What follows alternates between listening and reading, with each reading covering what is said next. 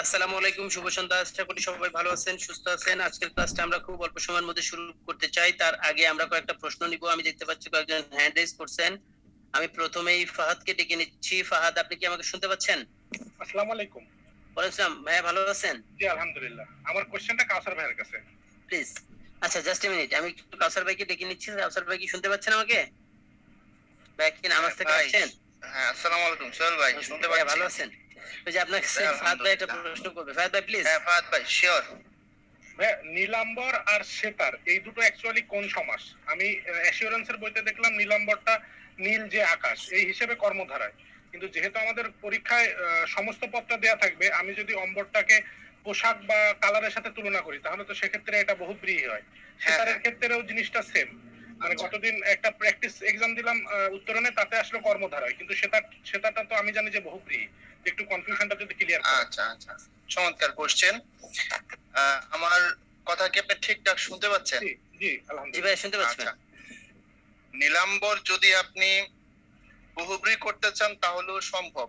কারণ চণ্ডীমঙ্গলের কালকেতু আর যে ফুল্লরা, যাদেরকে আমরা চিনি চণ্ডীমঙ্গলের ক্যারেক্টার হিসেবে, তাদের কিন্তু স্বর্গের নাম ছিল নীলাম্বর আর ছায়া।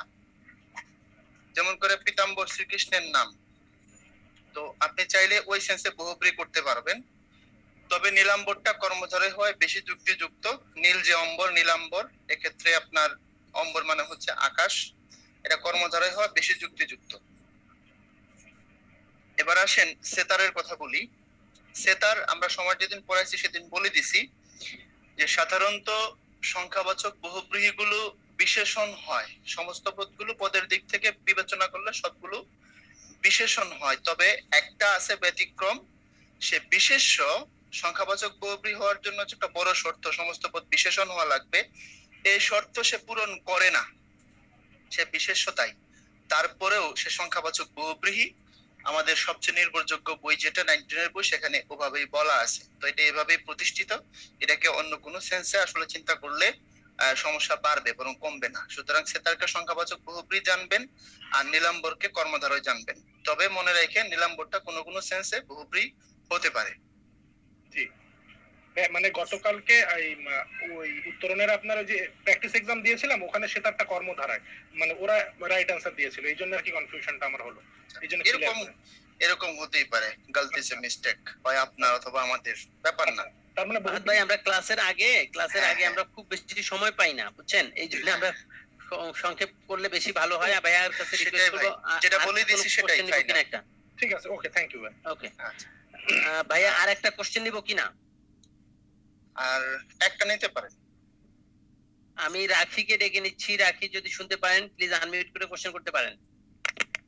আসসালামু আলাইকুম ভাইয়া। ওয়ালাইকুম আসসালাম। ভালো আছেন? আসসালাম ভাই, বলেন। জি আলহামদুলিল্লাহ ভালো আছি। আসলে আমার প্রশ্নটা হচ্ছে মূলত দুলাল স্যারের কাছে, কারণ আমি চর্যাপদ আর মধ্যযুগ থেকে কিছু কোশ্চেন করতে যাচ্ছিলাম। আচ্ছা, সেটা হচ্ছে এখন ক্লাসের আগে আসলে লং টাইম আমরা দিতে পারবো না, খুব আচ্ছা অল্প আচ্ছা, সময়। তাহলে তাহলে আমি আমি প্রশ্নটাই করতেছি। সেটা হ্যাঁ প্লিজ। হচ্ছে চর্যাপদের শ্রেষ্ঠ কবি কে? এটার আনসারটা কি হবে? দুলাল ভাই কি শুনতে পাচ্ছেন? দুলাল নাহলে তো জয়েনিং এ আছে। হ্যাঁ হ্যাঁ, নাহলে ভাইয়া আপনি বলে দিতে পারেন, সমস্যা নেই। চর্যাপদের শ্রেষ্ঠ কবি আসলে এটা অভিসংবাদিত, কান্নপাই হবে। সবচেয়ে বেশি পদ ওনার, সেক্ষেত্রে সেই বিবেচনায় সমস্ত বই এরকমই বলা আছে। তবে চর্যাপদের কিছু কিছু তথ্যগত ব্যাপার ডক্টর মোহাম্মদ শহীদুল্লাহর সাথে অনেকেরই মতবিরোধ আছে। তারপরে যেটা যেভাবে প্রতিষ্ঠিত, আমরা আসলে আপনাদেরকে সেভাবে সেটা বোঝানোর চেষ্টা করি। তো সেই বিবেচনায় আচ্ছা কান্নপাই শ্রেষ্ঠ কবি। আচ্ছা, আরেকটা হচ্ছে মধ্যযুগের আদি কবি কে? মধ্যযুগের আদি কবি যদি আপনার ইয়ে দিয়ে ধরেন, অন্ধকার যুগ যদি আপনি পার হয়ে যান, অন্ধকার যুগে যে 150 বছর সেটা যদি পার করেন, তাহলে অবশ্যই আপনাকে বুড়ো চণ্ডীদাসকে ধরতে হবে, কারণ শ্রীকৃষ্ণ কীর্তনটা আমরা সেখান থেকেই পাইছি। আর অন্ধকার যুগে যে সাহিত্যগুলো আছে সেটা যে কোনটা কার পরে, কে যে কার আগে, এগুলো আসলে অমীমাংসিত। আমরা যে ওখানে শূন্য পুরাণ পাই, শেখ সবুদয়া পাই, প্রাকৃত পঙ্গল পাই, হ্যাঁ, এরকম নিরঞ্জনের উষ্মা পাই, এটা যে কে কার আগে কে কার পরে, এটা নিয়ে আসলে মহা ঝামেলা আছে। এই জন্য মধ্যযুগ শুরু হয়েছে শ্রীকৃষ্ণ কীর্তন দিয়ে, আমরা চণ্ডীদাসকে দিয়ে শুরু করব, এটাই বেশি যুক্তিযুক্ত হওয়া উচিত। আচ্ছা, আমি আসলে একটা জায়গায় দেখলাম যে মানে জয়দেবকে হচ্ছে পদাবলীর আদি কবি বলা হয়, তাহলে এখন যদি আপনাকে পদাবলী ধরে বলে, একটু খেয়াল করে শুনবেন। জয়দেব আচ্ছা নিয়ে আমরা আগের দু একটা ক্লাস আমিও বলছি, দুলালও বলছে, তারপর আপনাদের কনফিউশন রয়ে গেছে। দেখেন, জয়দেব মানুষটা বাঙালি ছিলেন, পশ্চিমবঙ্গেরই মানুষ, কিন্তু উনি মূলত বাংলা সাহিত্যের কবি ব্যাপারটা এমন না। আপনার ওনার যে বইটা, যেটা পদাবলীর জন্য আমরা তাকে বিখ্যাত হিসেবে জানি, জি ওইটা কিন্তু আপনার সংস্কৃতে লেখা। জি ওটার নাম হচ্ছে গীত গোবিন্দম, শেষে একটা ম আছে, জি এটা জি সংস্কৃতের লক্ষণ। তো যেহেতু গীত গোবিন্দম এটা সংস্কৃতের, সুতরাং যদি আপনাকে বাঙালি উল্লেখ করে বলে সেক্ষেত্রে জয়দেব, আর যদি আপনার পদাবলী ক্ষেত্রে বলে সেটা আবার ভিন্ন কথা, সংস্কৃতে চলে যাবে। তো এগুলো কিভাবে কোশ্চেন করছে সেটার উপরে ডিপেন্ড করবে আপনার অ্যান্সারটা কি হবে। আচ্ছা, আমার লাস্ট দুইটা প্রশ্ন, সেটা হচ্ছে ও আমি আপনাকে একটু বলি, আমরা এই সময় আসলে এত প্রশ্ন এইভাবে নিতে পারি আচ্ছা না, আমরা ক্লাস just আমি অলরেডি। আচ্ছা, আর একটা কাজ করতেছি আমি। আচ্ছা, মুরারিশীল নাকি ভারদত্ত, কে হচ্ছে ঠক চরিত্র, কে প্রথম কে শ্রেষ্ঠ, আর বৈষ্ণব পদাবলীর প্রথম মুসলিম কবি কে? ব্যাস এই কোশ্চেন দুটো বললে। আচ্ছা আচ্ছা আচ্ছা, একটু খেয়াল করেন, এখানে ভারদত্ত মূলত খল, আর ঠক চরিত্র মূলত মুরারিশীল। কারণ ঠক শব্দের অর্থ হলো বাটপার, ঠক মানে হলো বাটপার, যে 2 নম্বরই করে। তো মুরারিশীল দেখবেন যখন কালকেতুকে দেবী চণ্ডী বিভিন্ন কিছু দিছিল, সেজন বেচতে নিছিল মুরারিশীলের কাছে, সে বলছিল সোনা নহে রূপা নহে এ বাঙ্গা পিতল ঘষিয়া মাজিয়া বাবু করেছে উজ্জ্বল। মানে সোনা ওনা রূপা ওনা, এটা পিতল, তুমি ঘষা মাজা করে উজ্জ্বল করে নিয়ে আসছো। 2 নম্বরই করে কম টাকা সে কিনতে চাইছিল, সুতরাং তার ঠক চরিত্র বলাই উত্তম। আর ভারদত্ত সে হলো খল চরিত্র, হলো ব্যাপার। আর আরেকটা জানি কি বললেন? বৈষ্ণব পদাবলীর প্রথম মুসলিম কবি কে? বৈষ্ণব পদাবলীর প্রথম মুসলিম কবি সম্ভবত ফকির গরিবুল্লাহ, বা ফকির গরিবুল্লাহ না, আমার ঠিক মনে না, পড়ছে না। শেখ অনেক কবির শেখ নাকি ফয়জুল্লাহ, হ্যাঁ নাকি শেখ ফয়জুল্লাহ? শেখ ফয়জুল্লাহ হওয়া উচিত, হ্যাঁ আচ্ছা, শেখ ফয়জুল্লাহ উত্তরণের হওয়া বই উচিত। শেখ কবির দেওয়া, এই জন্য আমি বুঝতে পারতেছি না আসলে কোনটা, কারণ ক্লাসে তো আচ্ছা, শেখ কবির হোক আর ফয়জুল্লাহ হোক, এগুলো যে আমি একটু আগে বললাম, এগুলো এক এক বিশ্লেষকের এক এক রকমের মতামত, জি সেগুলো বিভিন্ন বিভিন্ন রকম থাকে, সেটা ফ্যাক্টর না। নির্দিষ্ট টিচারের কাছ থেকে জেনে নেবেন। আর যেটা হচ্ছে সব থেকে বেশি গ্রহণযোগ্য বিভিন্ন সোর্স থেকে, সেটাকে গ্রহণ করবেন। এই ছিল কথা। ধন্যবাদ। থ্যাংক ইউ আপুকে। আমি ফাহমিদা আপুকে সরি বলছি, আমাদের ক্লাস অলরেডি 8 মিনিট হয়ে গেছে। আমি পরবর্তীতে আমাদের যখনই আমরা ব্রেক দিব, আপনি দয়া করে একটু প্রথমে হ্যান্ড রেজ করবেন, আমি আপনাকে পারমিশন দিব। আপনি ব্রেকের আগেই আপনার প্রশ্নটা নিব। সরি ফাহমিদা আপু, আমরা ক্লাসটা মনে হয় শুরু করতে পারি ভাই, প্লিজ। হ্যাঁ সোল ভাই, সাউন্ড তো ক্লিয়ার আমার। হ্যাঁ, সাউন্ড ক্লিয়ার আছে, আমি কয়েকজনকে দেখতে পাচ্ছি। ওকে, জি জি, সাউন্ড মনে হয় আপনাদের ক্লিয়ার পাচ্ছেন না, সেক্ষেত্রে আপনারা প্লিজ একটু আপনাদের ইন্টারনেট স্ট্যাটাসটা একটু চেক করবেন।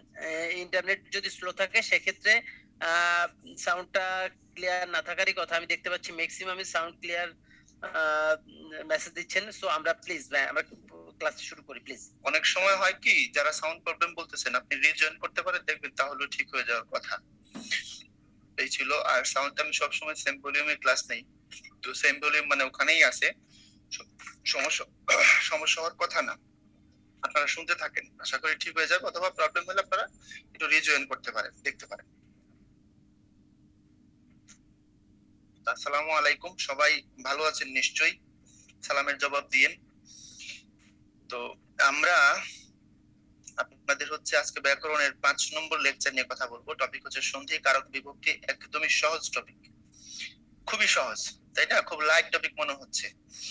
তো অনেকের কোশ্চেন থাকতে পারে, ভাইয়া কারক এবং বিভক্তি পিএসসি প্রদত্ত সিলেবাসে নাই, আমরা কারক বিভক্তি কেন পড়বো? কারণ এই কেন টাইপের প্রশ্ন আমরা খুব বেশি ফেস করি, এটা কেন পড়বো, এটা কেন বাদ দিব না, এরকম অনেকের অনেক রকমের মতামত থাকে। দেখেন, কারক এবং বিভক্তি আপনার হচ্ছে সিলেবাসে নাই, এটা সত্য কথা, কিন্তু দেখেন বিগত 39 বিসিএস এ কোশ্চেন আসছে, এখান থেকে আপনার 40 বিসিএস ও প্রশ্ন আসছে, এমনকি সংজ্ঞা ধরে দিছে, যেহেতু 39ও আসছে 40ও আসছে, তারপরে মাঝখানে তো 41 গেল, আবার যে আসবে না তার তো ঠিক নাই। কথা বুঝতে পারছেন? আবার আসতে পারে। আর আরেকটা বড় কথা, যেটা ব্যাকরণ তো আপনারা জানেন ইন্টার রিলেটেড, একটার সাথে আরেকটার ঘনিষ্ঠ সম্পর্ক থাকে, আমরা যেটাকে বাংলায় বলি তলে তলে সম্পর্ক। কথা বুঝতে পারছেন? এই যে তলে তলে সম্পর্কের ব্যাপারটা, এই তলে তলে মানে হচ্ছে একটার সাথে আরেকটা ইন্টার কানেক্টেড। ব্যাকরণে এই জিনিসগুলো একটার সাথে আরেকটা কি থাকে, সম্পর্কযুক্ত থাকে। সুতরাং ব্যাকরণে আমার মনে হয় না পিএসসি যে সিলেবাস আছে শুধু ওইটুকুই আপনার পড়া উচিত, এটা আমার মনে হয় না। আমার মনে হয় প্রাসঙ্গিক যতগুলো টপিক আছে মোটামুটি 30-35টা সবগুলো পড়ে ফেললে আপনার জন্য ভালো হয়।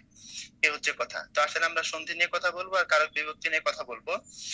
সন্ধি নিয়ে যদি কথা বলি, আমাদের বেশিরভাগের মতামত হচ্ছে ভাইয়া সন্ধি আমরা ক্লাস 6 থেকে পড়ছি, সুতরাং সন্ধি এখন পরে আর কি হবে, কি করব না করব। দেখেন সন্ধি, প্রথমত আপনি সন্ধি শিখার জন্য সন্ধি পড়বেন, দ্বিতীয়ত সন্ধি কিন্তু বানানের টপিকও বটে। এখানে বানানেরও অনেক ধরনের আপনি আইডিওলজি পাবেন, অনেক নিয়ম কানুন পাবেন বানান সম্পর্কিত। বানানের অনেক কিছু এখানে আপনার লুকায়িত অবস্থায় আছে, এই জন্য আমরা সন্ধিও পড়তে হবে ওইভাবেই। অর্থাৎ সন্ধির জন্য যেমন শিখবো, সন্ধিটা আবার আমরা বানানের জন্য পড়বো, একটু মাথায় রাখেন।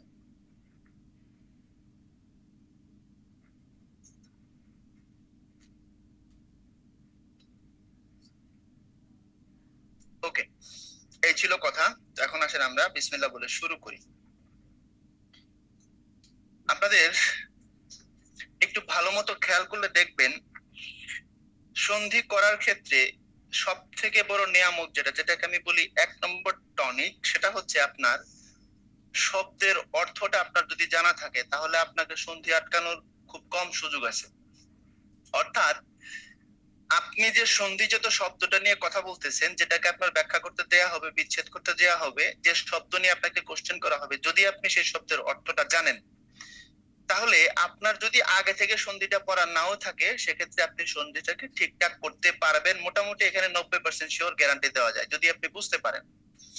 শব্দের অর্থ জানার অর্থ হচ্ছে শব্দটার গঠনটা বুঝতে পারা, শব্দের যে ফরমেশন, এটা কিভাবে গঠিত হয়েছে, এটার ভিতরে কি কি আছে। আমরা তো জানি সন্ধির মধ্যে দুইটা অংশ থাকে, দুইটা শব্দ থাকে, দুইটা শব্দের দুইটা ধ্বনি থাকে, ওই ধ্বনিগুলো মিলে আবার একটা শব্দ হয়, এটা আমরা জানি। তো এই যে দুইটা জায়গা আছে, দুইটা জায়গার অর্থ আসলে ঠিকঠাক কি দাঁড়ায় যদি সেটা বুঝেন। আসেন উদাহরণ দিই।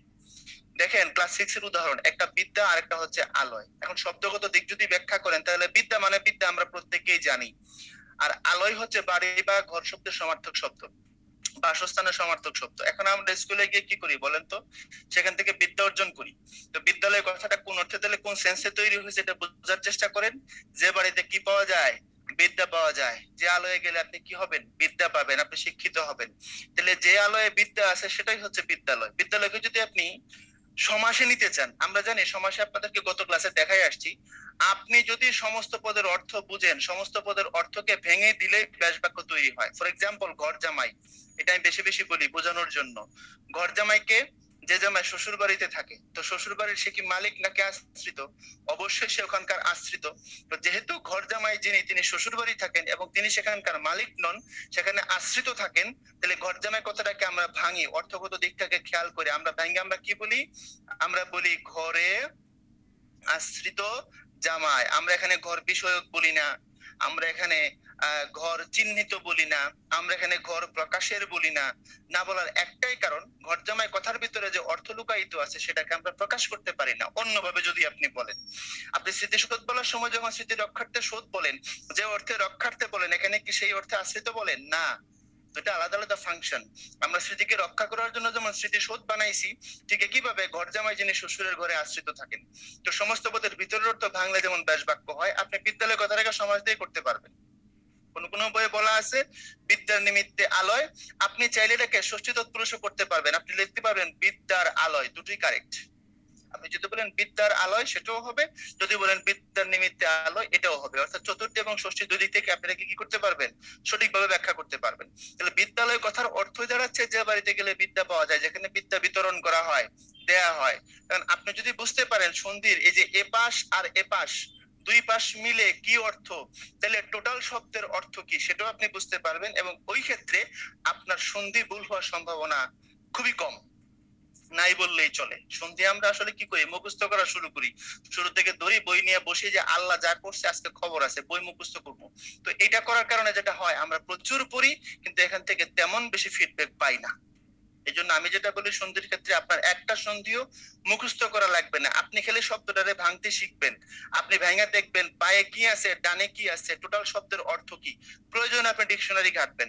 আপনি যদি ডিকশনারি ঘাইটা সন্ধি আপনার সিলেবাস বা আপনার বই, আমরা 19 এর বই ফলো করতে বলি বা জিজ্ঞাসা করতে বলি, হোয়াট এভার, আপনি যে কোনো একটা বই যদি টোটালি বাংলা ডিকশনারি হাতে নিয়ে ঘাইটা ঘাইটা পড়েন, আমার মনে হয় না সন্ধি আপনার পরবর্তীতে আর বারবার পড়া লাগবে বা দেখা লাগবে। এটা হচ্ছে সন্ধি পড়ার কৌশল। মুখস্থ করবেন না, শব্দ ভাঙবেন, বা পাশের অর্থ ডান পাশের অর্থ বোঝার চেষ্টা করবেন। এতক্ষণ যা বলছি আপনারা কি আমার কথা বুঝছেন? আপনারা আমার কথা, একজন বলছেন ওয়ালাইকুম সালাম, কেমন আছেন ভাই? হ্যাঁ আমি ভালো আছি, আলহামদুলিল্লাহ আমি ভালো আছি। আপনারা এতক্ষণ যেটা বললাম সেটা বুঝছেন কিনা একটু বলেন। আচ্ছা, ঠিক আছে, চমৎকার। আচ্ছা, এবার আসেন আমরা সামনের দিকে যাই, আস্তে আস্তে শুরু করি। দেখেন কলা কৌশল গুলো খেয়াল রাখেন। আমরা বলছি সন্ধি, সন্ধি শব্দটা সন্ধি দিয়ে তৈরি করা একটা শব্দ। সন্ধি জাত, জাত শব্দের তো জন্ম লাভ করছে, তো সন্ধি শব্দটাকে কি করা যায়, সন্ধিতে ভাঙা যায়। তো যাই হোক, সেটা কথা না, একটু খেয়াল করুন। আমরা আমাদের ভাষায় শব্দ তৈরি করি বিভিন্ন উপায়, আমরা এখানে অ্যাপ্লাই করি। আমরা শব্দ তৈরি করি আপনার হচ্ছে সন্ধি যুগে, মনোযোগ দিয়ে বুঝবেন, এটা আপনাদের শব্দের ক্লাসে বলে আসছি, আজকে একটু বলে দিই। সন্ধি ভিতরে গেলে সময় লাগবে না, বেসিকটাকে বুঝেন। আমরা শব্দ তৈরি করি সমাস যুগে, আমরা শব্দ তৈরি করি উপসর্গ যুগে, আমরা শব্দ তৈরি করি হচ্ছে প্রত্যয় যুগে। মনে রাখেন শব্দ তৈরি করার যে প্রাথমিক উপায় সেটা হচ্ছে কার আর ফলা যুগে। মনে রাখেন শব্দ তৈরি করার একদম প্রাথমিক উপায় যেটা, সেটা হচ্ছে কি যুগে, কার যুগে আর ফলা যুগে। অর্থাৎ আমরা প্রথমত শব্দ কার আর ফলা দিয়ে শুরু করি, তারপরে ভাষার ব্যাপকতা অর্থে আমরা শব্দকে বিভিন্নভাবে বিশ্লিষ্ট করি, নতুন নতুন শব্দ তৈরি করি, নতুন নতুন অর্থ তৈরি করি। তো সেক্ষেত্রে ব্যাকরণে লেখা আছে বাংলা ভাষার শব্দ তৈরি করার মৌলিক উপায় হচ্ছে চারটা: সন্ধি, সমাস, উপসর্গ, প্রত্যয়। এখন গঠনগত দিক থেকে শব্দ তো আমরা জানি দুই প্রকার, একটা হচ্ছে আপনার মৌলিক শব্দ আর একটা হচ্ছে সাধিত শব্দ। তো সাধিত শব্দের অর্থ বানানো, এটা আমরা কে না জানি, সাধন করে বানাইছি আমরা। তো এই সাধিত শব্দগুলোই হচ্ছে এই চার রকমের। কোনটা আমরা সন্ধি দিয়ে সাধন করছি, কোনটা সমাস দিয়ে করছি, কোনটা উপসর্গ দিয়ে করছি, কোনটা প্রত্যয় দিয়ে করছি, এই তো। তো মনে রাখেন আমাদের ভাষায় সাধিত শব্দগুলোর মধ্যে ম্যাক্সিমাম শব্দ হচ্ছে সমাস দিয়ে, আর বাকিগুলো সন্ধি, উপসর্গ কিংবা প্রত্যয় দিয়ে। এই ছিল কথা। তাহলে আমরা বলছি মৌলিক উপায় কোনটা, তাহলে যেখানে সন্ধিও নাই, সমাসও নাই, উপসর্গও নাই, প্রত্যয়ও নাই, সেটাকে আমরা বলছি মৌলিক শব্দ। যেমন আমি বললাম কান, এখানে না আছে সন্ধি, না আছে সমাস, না আছে উপসর্গ, না আছে প্রত্যয়, এগুলো হচ্ছে মৌলিক। আর চারটা যে কোনটা সিস্টেমে পড়লে হচ্ছে যৌগিক, এটা আমরা জেনে আসছি সম্ভবত 2 নম্বর বা 3 নম্বর ক্লাসে। আবার পাশাপাশি মনে রাখেন কোন কোন শব্দ সন্ধি দিয়ে যেমন করা যায়, সমাস দিয়ে করা যায়, কোনো সমস্যা নাই। একটু আগে আপনারা দেখাইলাম সমাসের একটা বিখ্যাত শব্দ সিংহাসন, যে সমাস কম পারে সেও এটা পারে, এটাকে আপনি চাইলে সন্ধি করতে পারবেন। আপনি পারবেন সিংহ যোগ আসন, সরল সন্ধির 1 নম্বর নিয়ম অনুযায়ী দেখেন এই সিংহর সাথে হচ্ছে অ, এই পাশে হচ্ছে আ, তো অ আর আ মিলে আলটিমেটলি কি হয়, আ হয়। সিংহ যোগ আসন এভাবে করা যায়। একটা কি বলে শব্দ একাধিক সিস্টেমে তৈরি হতে পারে। এখন আসেন সন্ধি ব্যাকরণের ধ্বনিত আলোচিত হয়, খুব ইনিশিয়াল কোশ্চেন মনে হচ্ছে, কিন্তু পরীক্ষায় আসবে না তার কোনো ঠিক নেই, আসতে পারে। আপনি এখন কোনটা কোন তত্ত্বে আলোচিত হয় কেমনে বুঝবেন, মুখস্থ করবেন? কেমনে বুঝবেন? বুঝবেন আপনি দেখবেন এখানে কাজটা আসলে কি করা হয়। ধ্বনি এবং বর্ণ রিলেটেড যত কিছু আছে, ধ্বনি, ধ্বনির প্রকারভেদ, বর্ণ, তারপরে হচ্ছে আপনার বর্ণের যে ক্লাসিফিকেশন গুলো আছে, ধ্বনীয় বর্ণ, তারপরে নত্য বিধান, সত্য বিধান, তারপরে সন্ধি, কারণ সন্ধি মানে কি, ধ্বনির মিলন। তো এই ধ্বনি রিলেটেড যত কিছু আছে সবগুলো কোথায় আলোচনা করা হয়, ধ্বনি তত্ত্বে। শব্দ রিলেটেড যত কিছু আছে সবগুলো শব্দ তত্ত্বে, বাক্য রিলেটেড হলে বাক্য তত্ত্বে, অর্থ রিলেটেড হলে অর্থ তত্ত্বে, এগুলো আমরা পড়ছি প্রথম ক্লাসে। এখন আসেন সন্ধি মানে হচ্ছে মিলন, মিলন মানে হচ্ছে পদের মিলন। এখানে একটা কথা একটু সামান্য ভুল আছে, আপনারা বর্ণের মিলন কথাটা নিয়েন না, কাউন্ট করেন না, মনে রাখেন পাশাপাশি দুটি ধ্বনির মিলনের নাম হচ্ছে সন্ধি, বর্ণের মিলন আসলে সম্ভব না। এখন অনেকের মতামত এরকম, যেহেতু ধ্বনিকে লিখলে বর্ণ হয় এর জন্য বর্ণের মিলন না, ভাইয়া কথাটা এমন না। আপনি সন্ধিতে আসেন, এখানে সিংহ আর এখানে আসন, আপনি যদি বর্ণের মিলন হইতো আপনি এখান থেকে হ নিতেন। কথা বোঝার চেষ্টা করেন, গায়ের শক্তিতে পুকুর পাড়ে ঠেললে হবে? যদি আপনি বর্ণের মিলন ঘটাইতেন এখান থেকে আপনার হ নেওয়া লাগতো, আপনি হ নিতে বাধ্য ছিলেন, কিন্তু আপনি এখান থেকে হ নিছেন। আপনি কি নিছেন? আপনি এখান থেকে অ নিছেন, এর মানে আপনি বর্ণ নেন নাই, আপনি ধ্বনি নিছেন। কথা ক্লিয়ার হয়েছে? তাহলে সন্ধি মানে কি আজকের পর থেকে বর্ণের মিলন বলবেন না ধ্বনির মিলন বলবেন? ডেফিনেটলি ধ্বনির মিলন বলবেন। কেন বর্ণের মিলন নয়? কথা ক্লিয়ার হয়ে থাকলে আমাকে চ্যাটে বলতে হবে কেন বর্ণের মিলন নয়, বুঝছেন? বুঝে থাকলে চ্যাটে আসেন। ওকে, এখন আসেন সন্ধির উদ্দেশ্য আমরা জানি, ধ্বনি মাধুর্য সম্পাদন করা, উচ্চারণের সহজ প্রবণতা আনা, এটা আমাদের জানা কথা। অর্থাৎ সন্ধি দিয়ে বললে শব্দ শুনতে ভালো লাগে। কেউ যদি বলে নব অন্যের সমাহার, না বলে যদি বলে নবান্নের সমাহার, একদিকে যেমন শুনতে ভালো লাগে আরেকদিকে তেমন উচ্চারণটা সহজ হয়। সুতরাং এটা তেমন ভারী ব্যাপার না। আমরা সামনের দিকে চলে যাব। আসেন সন্ধি প্রকারভেদের দিকে তাকান। বাংলা সন্ধি 2 রকম, একটা স্বরসন্ধি, একটা ব্যঞ্জন সন্ধি। একটা স্বরসন্ধি আর এক সোয়াদ বলতে ভাই আর একটু বোঝালে ভালো হয়। কোন জায়গাটা সোয়াদ শোনা ভাই আমার, বলেন তো কোন জায়গাটা আপনি কইতেছেন আর একটু বোঝালে যে ভালো হয়, সেটা একটু বলেন কোন জায়গাটা, আমি দেখতেছি।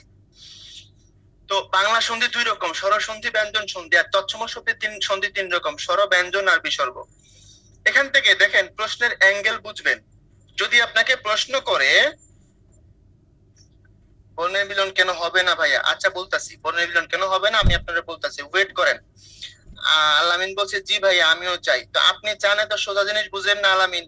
আবার কিছুক্ষণ আগে কইছেন আমি যেন ডিপে যাই, তো ডিপে তো আমি নামলে আপনি নামতে পারেন না, তাহলে আমার নামতে কইলেন কেন?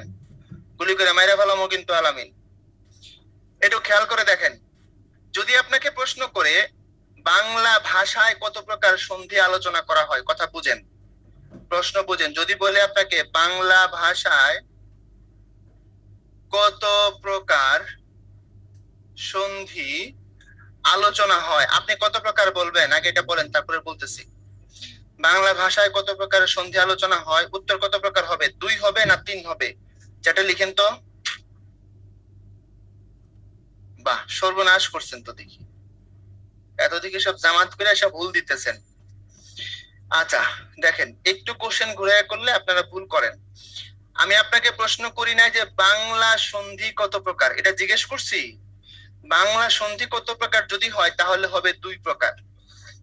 আমি বলছি বাংলা ভাষায় কত প্রকার সন্ধি আলোচনা করা হয়, আমাদের ভাষায় 3 রকমের সন্ধি আলোচনা করা হয়। আমাদের ভাষায় যেমন স্বরসন্ধি, ব্যঞ্জন সন্ধি আছে, ঠিক একইভাবে তৎসম বিসর্গ সন্ধি যেটা, এটাও আমাদের ভাষায় আমরা আলোচনা করি। কেননা আমাদের ভাষায় প্রচুর সংস্কৃত শব্দ আছে। আমাদের ভাষায় যেমন খাঁটি বাংলা শব্দ আছে, আমরা তো উৎসের দিক থেকে শব্দ 5 রকমের পড়ছি না? তার মধ্যে তদ্ভব শব্দের সংখ্যা আমরা বলছি বেশি। ডক্টর হুমায়ুন আজাদ লালনেল জীবাবলিতে বলছে প্রায় 52-53টা শব্দ হচ্ছে তদ্ভব, আর 44টা শব্দ হচ্ছে তৎসম। এখন আমাদের ভাষার যদি শতকরা 44টা শব্দ হয়ে থাকে তৎসম, তাহলে নিশ্চয়ই আমাদের ভাষায় তৎসম সন্ধি আলোচনা করা হবে নিঃসন্দেহে। আমাদের ভাষায় যদি শতকরা 52, 53 বা 54 এরকম যদি শব্দ হয়ে থাকে তদ্ভব, তাহলে তো অবশ্যই এটার তো আছেই তো। আমাদের ভাষার বেশিরভাগ শব্দ তদ্ভব না, খাঁটি বাংলা। 44টা শব্দ সংস্কৃত থেকে নেয়া, আর বাকি হচ্ছে অর্ধ তৎসম দেশি বিদেশি বাকিগুলো। এখন তদ্ভব মানে হচ্ছে খাঁটি বাংলা সন্ধি, যেটা স্বর আর ব্যঞ্জন। আর তৎসম ভাষার সন্ধি আমাদের ভাষায় আমরা আলোচনা করি। তো তৎসম যেহেতু স্বর আছে ব্যঞ্জন আছে, তাহলে তো স্বর ব্যঞ্জন আমাদের ভাষায় আছে, এটা বাদ দেন, কমন হয়ে গেল। আর তৎসম ভাষার বিসর্গ সন্ধি যেটা, এটা আমাদের ভাষায় আমরা আলোচনা করি। কোশ্চেনটা আমি এই সেন্সে করছি ভাইয়া, যে বাংলা ভাষায় কত প্রকার সন্ধি আলোচনা করা হয়, উত্তর হবে 3 প্রকার। কথা বুঝছেন? একদম হই হই রই রই করে ভুল উত্তর দিবেন না, হই হই রই রই করে ভুল উত্তর দিবেন না। এবছর 41তম বিসিএস এ কোশ্চেন ছিল যে ঢাকা শহরের গোড়াপত্তন হয় কবে? কোশ্চেন বুঝেন, ঢাকা শহরের গোড়াপত্তন হয় কবে? উত্তর কি মুঘল আমল না সুলতানি আমল? অ্যান্সার দেন তো আমাকে, যেটা লিখেন। ঢাকা শহরের গোড়াপত্তন হয় কবে? উত্তর কি মুঘল আমল না সুলতানি আমল? ফাহমিদা বলছেন মুঘল, শ্রাবণ মুঘল, মোহাম্মদ হোসেন মুঘল, তারপরে মুঘল কাজী শাহান, তারপরে কিংস্টক সরকার, তারা বলছেন সুলতানি মুঘল সুলতানি। একদম আওয়ামী লীগ বিএনপির মতো দলাদলি শুরু হয়েছে। এবার কোশ্চেন বুঝেন, যদি প্রশ্ন করা হয় এই এই আর লিখতে হবে না, দেখেন, যদি প্রশ্নটা হইতো যে ঢাকা রাজধানী হয় কখন, তাহলে আপনি বলতেন 1610, এটা হচ্ছে আপনার মুঘল আমল, জাহাঙ্গীরের কথা আপনি বলতে পারতেন। যদি কোশ্চেন হইতো রাজধানী কখন হয়, এটা অবশ্যই মুঘল আমল। প্রশ্ন হয়েছে গোড়াপত্তন কখন হয়েছে, গোড়াপত্তন মানে বুঝেন, গোড়াপত্তন মানে হয়েছে শুরু, মানে ঢাকা শহরের যাত্রা শুরু হয়েছে কখন। এখন বলেন আপনারা, আগে কি শুরু হয় না আগে রাজধানী হয়? কোনটা আগে হয়েছে, আগে রাজধানী হয়েছে না আগে শুরু হয়েছে? অবশ্যই আগে শুরু হয়েছে। তো কোশ্চেন হচ্ছে যে ঢাকা শহরের গোড়াপত্তন হয়েছে কখন। গোড়াপত্তন মানে হচ্ছে শুরু হয়েছে কখন, ঢাকাটা শহর হিসাবে বিকশিত হয়েছে, প্রতিষ্ঠা হয়েছে, জন্ম হয়েছে কখন? সঠিক উত্তর সুলতানি আমলে। আর সুলতানি আমলে শুরু হওয়া এই শহরটা পরবর্তীতে 1610 সালে মুঘল আমলে বাংলার রাজধানী হয়েছে। কথা কি বুঝতে পারছেন? কথা ছিল এরকম। এখন প্রশ্ন হইলো কি আর উত্তর গেল কই, এই জন্য প্রশ্ন বুঝবেন তারপরে অ্যান্সার দিবেন। এরপরে যারা ধ্বনির মিলন নয় বা বর্ণের মিলন কেমনে এটা বুঝতে চাইছেন, শুধু তাদেরকে বলি, ঠিক আছে? একটু বোঝার চেষ্টা করেন ভাইয়া। আমি বলছিলাম উদাহরণটা এটা দিয়ে বলছিলাম, সিংহ, তারপরে হচ্ছে আপনার আসন, আচ্ছা সিংহাসন। এখন আলটিমেট কাজটা কি হয়েছে দেখেন, সিংহের থেকে অ, আসন থেকে আ সমান সমান সিংহাসন। এখন হ হ বললে তার সাথে থাকে অ, ধ্বনি হিসাবে আসে। আমরা অকে নীলিন বা বিলীন বর্ণ হিসেবে পড়ছি, এই জন্য একটু বুঝি আমরা যে অনেক ব্যঞ্জনের সাথে অ ধ্বনিটা লুকায়িত অবস্থায় থাকে। তো এখান থেকে সন্ধির নিয়ম হলো বা পাশের শেষ ধ্বনি ডান পাশের শুরুর ধ্বনিকে মিলাই দিতে হয়। তাহলে আমরা হ, অ, এখান থেকে আ দুটো নিয়ে কি বানাইছি? আ বানাইছি। এই জন্য বলছি বর্ণ মিলন কথাটা সঠিক নয়, ধ্বনি মিলন কথাটা অধিক যুক্তিযুক্ত। যদিও বর্ণ মিলন কোনো কোনো বইয়ে আছে, এমনকি কেউ কেউ এটা বলার পক্ষপাতী যে ব্যঞ্জনের বেলায় তো সবসময় ধ্বনি নিয়ে কাজ হয় না, কখনো কখনো মনে হয় বর্ণ নিয়ে হচ্ছে, এরকম মনে হয়। কিন্তু না, আলটিমেটলি সব কাজটা হচ্ছে কি নিয়ে? কাজটা ধ্বনি নিয়ে হচ্ছে। সুতরাং ধ্বনির কথাই বলবেন। আমি এখান থেকে হকে যোগ করি নাই, হর সাথে থাকা অকে যুক্ত করছি। আমার কথা ছিল এইটা ভাই। আমি তো অ নেই নাই, আমি কি সরি, আমি তো হ নেই নাই, আমি কি নিয়েছি? অ নিয়েছি। সুতরাং আমি ধ্বনি নিয়েছি ভাইয়া, আমি বর্ণ নেই নাই। কথা বুঝতে পেরেছেন? ওকে। আলামিন প্রশ্ন করছে সিংহ চিহ্নিত আসন হবে না ভাইয়া। আলামিন, সিংহ চিহ্নিত আসন হবে। কেন হবে আপনি বলেন? আপনার উত্তর নিয়ে তারপর আমি বাকি কথা বলতেছি। আপনি উত্তর লিখতে লিখতে ভাইয়া এক মিনিট একটু জিরিয়ে নেই। সিংহ চিহ্নিত আসন হবে না ভাইয়া, হবে। আমি মেনে নিলাম। কেন হবে আমাকে একটু লিখেন তো সোনা ভাই।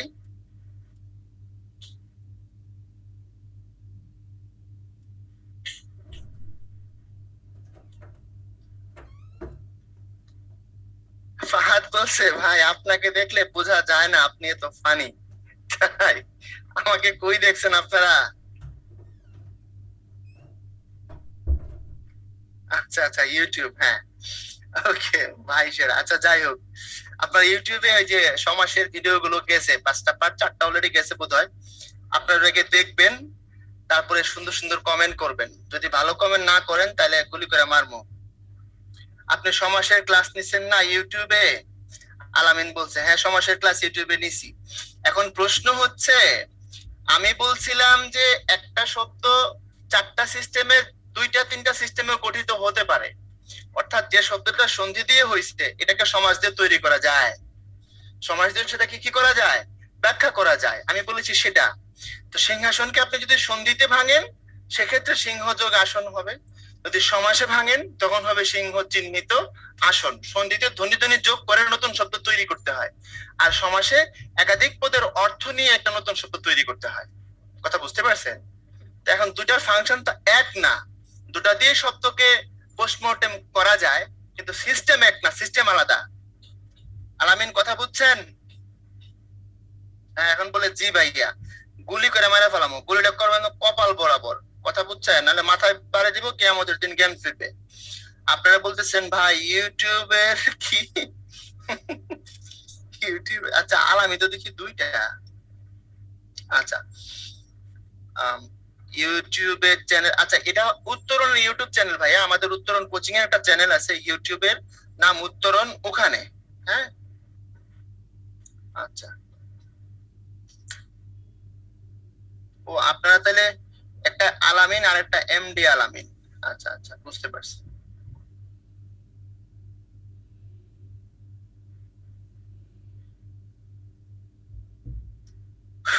আচ্ছা আচ্ছা, ঠিক আছে, ওকে ওকে। একজন বলছে ভালোই নাদুস নুদুস ভাই, হ্যাঁ সমস্যা নাই, আমি একটু হেলদি। আর একজন বলছে ব্রাজিল না আর্জেন্টিনা? অবশ্যই ব্রাজিল। হ্যাঁ, আর্জেন্টিনাও ভালো দল, সমস্যা নাই। আমরা মেসির হেটার না, আই লাভ মেসি। মেসি ভালো। মেসি ফুটবলকে যা দিছে তার একটা শিরোপা পাওয়া উচিত। আচ্ছা, একজন বলছে আপনার কথা শুনলে বোঝা যায় আপনি ব্রাহ্মণবাড়িয়ার মানুষ। ভাই ভিডিওতে আপনাকে বেশি লাজুক মনে হয়। আমি তো লাজুকই। এই বলেন কি? সর্বনাশ। অনেকে ভালোবাসা জানাচ্ছেন, জানান, সমস্যা নাই। আমি আসলে লাজুক, সমস্যা নাই। হ্যাঁ, এটা সত্য কথা, যেটা লাজুক মনে হয় না ওটাই সত্য। আসেন, অনেক কথা বলছি, আসেন আমরা শুরু করে দেই। যতগুলো বলছি আশা করি বুঝতে পারছেন। এখন আসেন ভেতরে যাই। আমি আপনাদের শুরুতে কি কথা বলছিলাম সন্ধির জন্য একটু মনে করে দেখেন। বলছিলাম মুখস্থ করবেন না, শব্দটা কেমনে ভাঙছে এটা বুঝবেন। আমি 2-1টা করে দিলে দেখবেন আপনি বাকি সবগুলো পারতেছেন। স্বরসন্ধির একদম শুরুর 6 এর নিয়ম থেকে শুরু করি। দেখেন আপনি কেমনে বুঝবেন। আপনি যদি মনে করেন যে সন্ধিটা আমি এক নজর আমার মাথায় রাখতে চাই, তাহলে দেখবেন যে স্বরবর্ণটা কিরকম। অ আ, খেয়াল করেন, রস্বই দীর্ঘই, রস্বউ দীর্ঘ, তারপরে রি, তারপরে এ ওই, ও ও, এই না কাহিনীটা। তো দেখবেন প্রথমত অ দিয়ে শুরু হয়েছে। অর সাথে কি অ আসলে কি হয়, অর সাথে আ আসলে কি হয়, তারপরে আ দিয়ে তার সাথে আ সাথে অ আসলে কি হয়, আর সাথে আ আসলে কি হয়। এখন ওর পরে যখন ও আর ফাংশন শেষ হয়ে গেছে, তারপরে দেখবেন ওর পরে যদি রস্যই আসে তাইলে কি হয়, যদি দীর্ঘই আসে তাইলে কি হয়। কথা বুঝতে পারছেন? তারপর দেখবেন আ দিয়ে তার সাথে রস্যই আসলে কি হয়, তারপরে দীর্ঘই আসলে কি হয়। ঠিক একইভাবে যখন ও আর ফাংশন শেষ, তার সাথে সবাই এসে পড়ছে, তো রস্যই দীর্ঘই আসছে, উ আসছে, উ আসছে, ও আসছে, ও আসছে, এ আসছে, ওই আসছে। এরপরে দেখবেন শুরু হয়েছে রস্যইর ফাংশন। এবার রস্যইর সাথে বাকিরে আসলে কি হয়। আপনি যদি বইটা পড়েন, একটু ধরে ধরে যদি বুঝতে চান, তাহলে দেখবেন যে কিভাবে সাজাইছে বর্ণানুক্রমিক ভাবে সুন্দর করে ওর সাথে সিরিয়াল মেনটেন করে একদম শেষ পর্যন্ত গেছে। যদি আপনি এই কৌশলটা কাজে লাগান, সত্যিটা আপনার মাথার মধ্যে ঘুরবে, আপনি দেখতে পারবেন ভিজুয়ালি। এখন আসেন আমরা বলছি, একটু দেখেন তো এই উদাহরণ আপনারা সবাই বুঝবেন, সবাই বুঝবেন। শুধু এখানে আসেন, দেখেন সদানন্দ। সদানন্দ কথার অর্থ কি আমাকে লিখেন তো আপনারা, দেখি একটু, আমাকে একটু লিখেন, চ্যাটে লিখেন সদানন্দ কথার অর্থ কি লিখেন।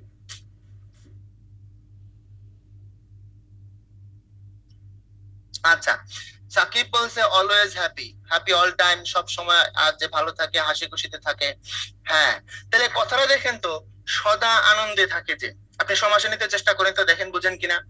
সদা আনন্দে থাকে যে, বা আনন্দে থাকেন যিনি, অর্থাৎ সদা সর্বদা যিনি আনন্দে থাকেন তাকে বলা হয় সদানন্দ। এটা তো বুঝছেন? বুঝলে এখন আপনি এটাকে ভাঙেন। এখন আপনারা বলেন, এটা কি সদ যোগ আনন্দ হবে, নাকি সদা যোগ আনন্দ হবে? যদি সদ যোগ আনন্দ হয়, অর্থাৎ এটার জন্য এক বলবেন, এটার জন্য দুই বলবেন। বলেন তো, এক দুই বলেন এবার।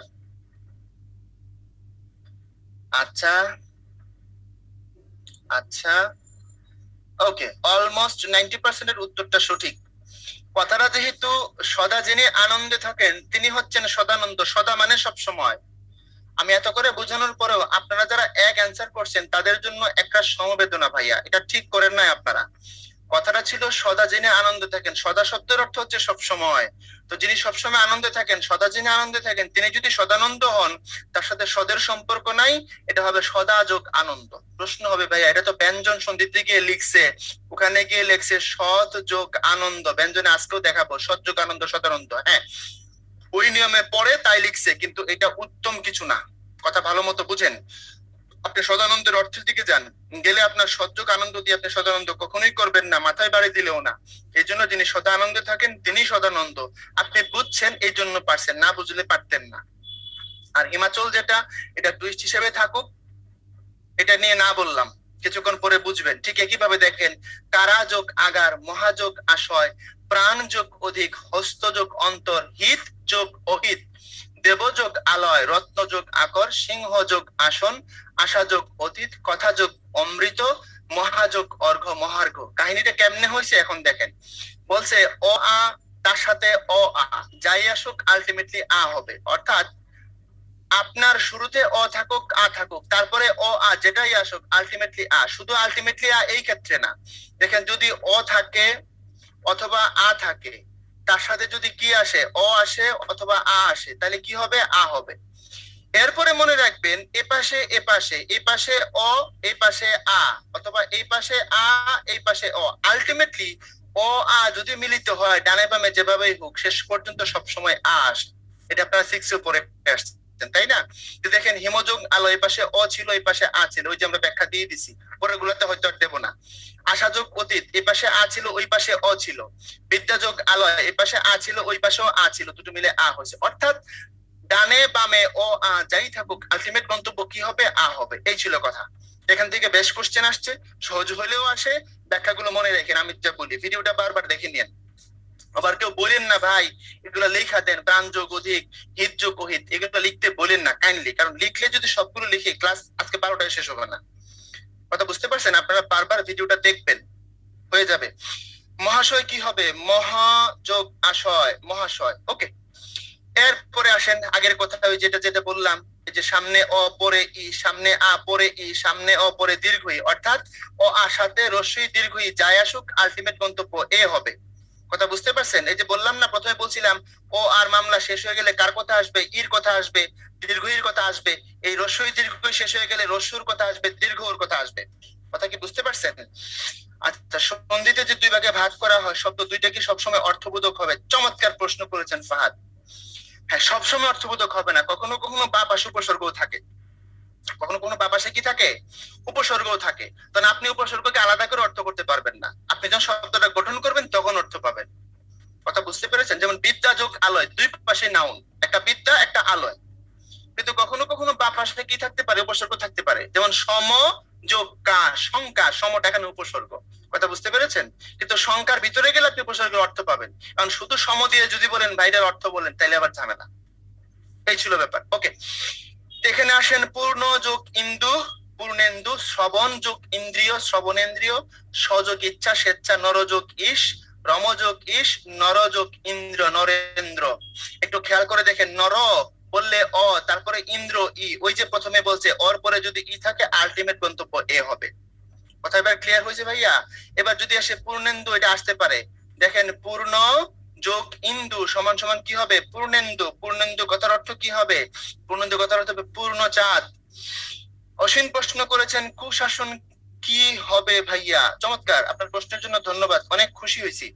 তা আপনি বলেন তো অসীম, কুশাসনের অর্থ কি? ভালো শব্দ, সবাইকে আপনার উছিলায় জানাই দিতে চাই। আপনারাও বলেন তো এটার অর্থ কি? এই কুশাসনের অর্থ কি একটু বলেন তো দেখি। আচ্ছা, তানহা বলছে খারাপ। আচ্ছা আচ্ছা, ওয়াও। আচ্ছা, বসার আসন, সনের তৈরি পাটি, খারাপ আসন। আচ্ছা আচ্ছা, ঠিক আছে। এখন আপনারা যদি মনে করেন বা শাসনের আগে কুটাকে উপসর্গ হিসেবে নিব, তাহলে খারাপ শাসন। কিন্তু মূলত কুশাসনের ব্যাখ্যাটা হচ্ছে, কুশ মানে হচ্ছে আপনার খড়, দুর্বা খড় আছে না, দুর্বা টুরবা এরকম বা খড় হলে সেটাকে বলে কুশাসন। মূলত কুশ কথার ভালো অর্থ হচ্ছে শুকনো খড়। ধান গাছ শুকাইলে যেটা হয়, এক এক এলাকায় এক একটা নাম বলে, খের বলে, খড় বলে, আমাদের এলাকায় আমরা বলি বন, শুকনা বন বলি আমরা। যাই হোক, এটাকে বলা হয় কুশ। এই কুশ আর তার সাথে হলো আপনার আসন সমান সমান কুশাসন। এখন বুঝছেন তো? স সাথে অ থাকার কারণে এখান থেকে অ নেবে আর কি, আর এখান থেকে আ নেবে, নিয়ে কুশাসন বানাবে। আপনাকে সহজ করে দেই বোঝার জন্য আমি বলি, কুশপুত্তলিকা দাহ করে না অনেক সময়?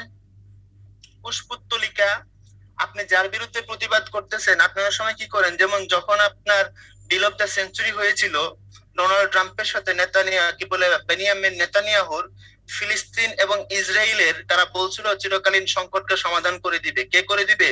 ডোনাল্ড টেম্পু। তো টেম্পুর সাথে এই চুক্তি হয়েছিল কার? বেনিয়ামিন নেতানিয়াহুর, ডিল অফ দ্য সেঞ্চুরি। পরে যখন সেটা প্রকাশিত হয়ে যায়, মানুষ প্রচন্ড সমালোচনা করে। তারপরে ফিলিস্তিনিরা ট্রাম্পের কি করছিল? কুশপুত্তলিকা দাহ করেছিল। আমরণের সময় করি কুশপুত্তলিকা, পুত্তলিকা মানে হচ্ছে পুতুল, পুতুলের সংস্কৃত রূপ কুশপুতুল। সহজ কথা, খড় দিয়ে বানানো পুতুল, এটাকে বলা হয় কুশপুত্তলিকা। তবে কুশ কথাটা ঘাস অর্থ ব্যবহার হয়। আপনারা যদি পৌরাণিক মধ্যযুগের সাহিত্যগুলো পড়েন, সেখানে পাবেন কুশ কথাটা ঘাস অর্থ ব্যবহার আছে।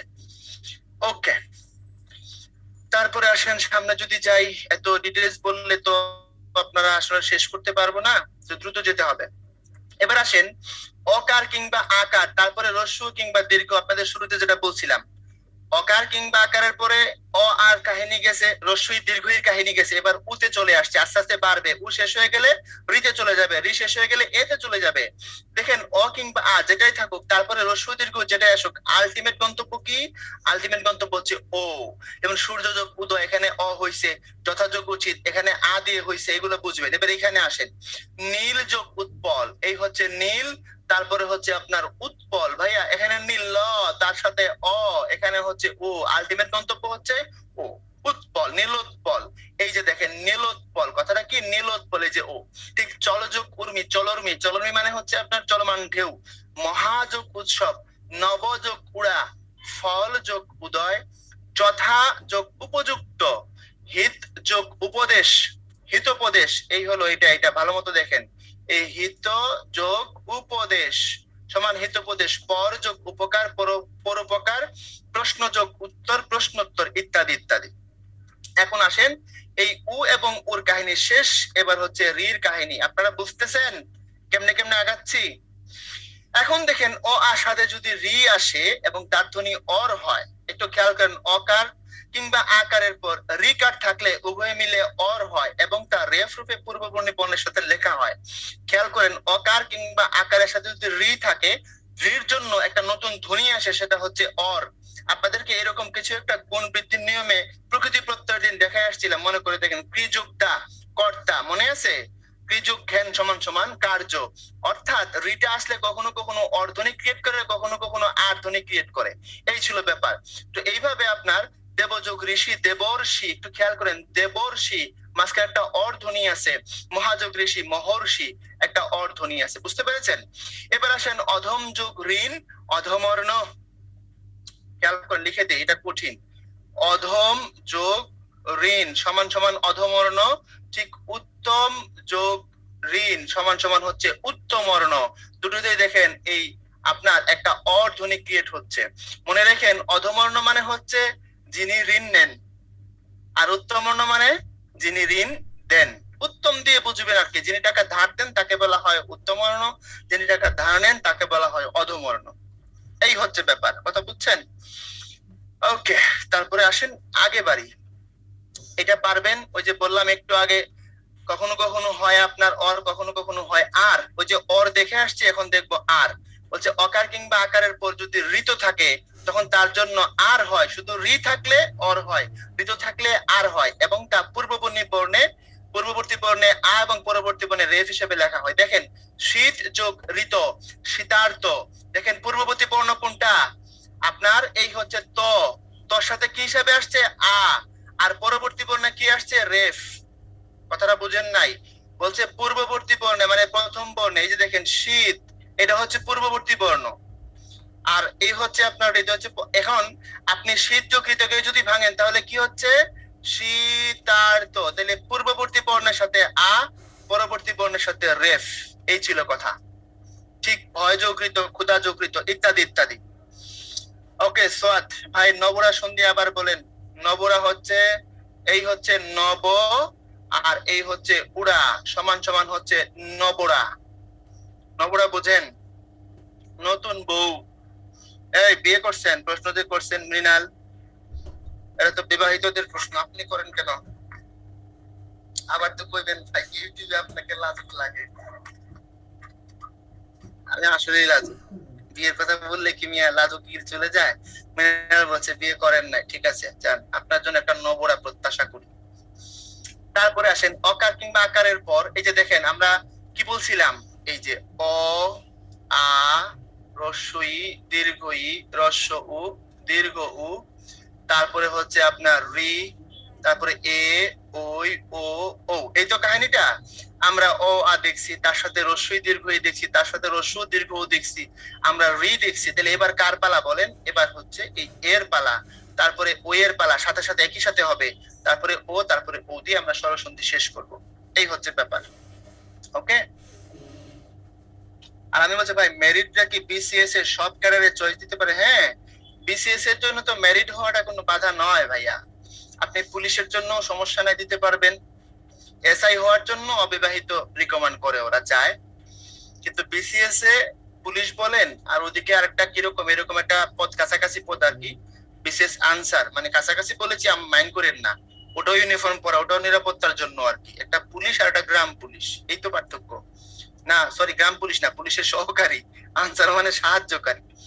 তো এই অর্থে বলছি আর কি। তো আপনার বিসিএস আনসারের জন্য বা পুলিশের জন্য কোনো সমস্যা নাই, আপনি বিয়ে করেও চয়েস দিতে পারবেন, বাচ্চার বাবা হলেও অসুবিধা নাই।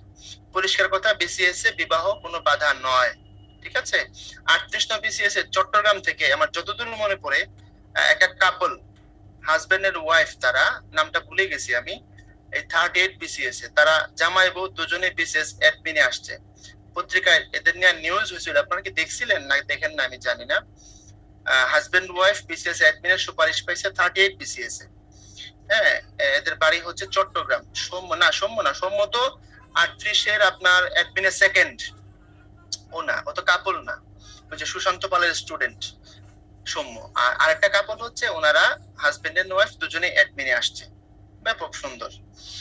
একজন বলছে মেরিটরাই বেশি ক্যাডার হয়। হ্যাঁ হতে পারে, তারপর মেরিটদের মাথাটা ঠান্ডা থাকে তো পড়তে পারে। কথা বুঝছেন না?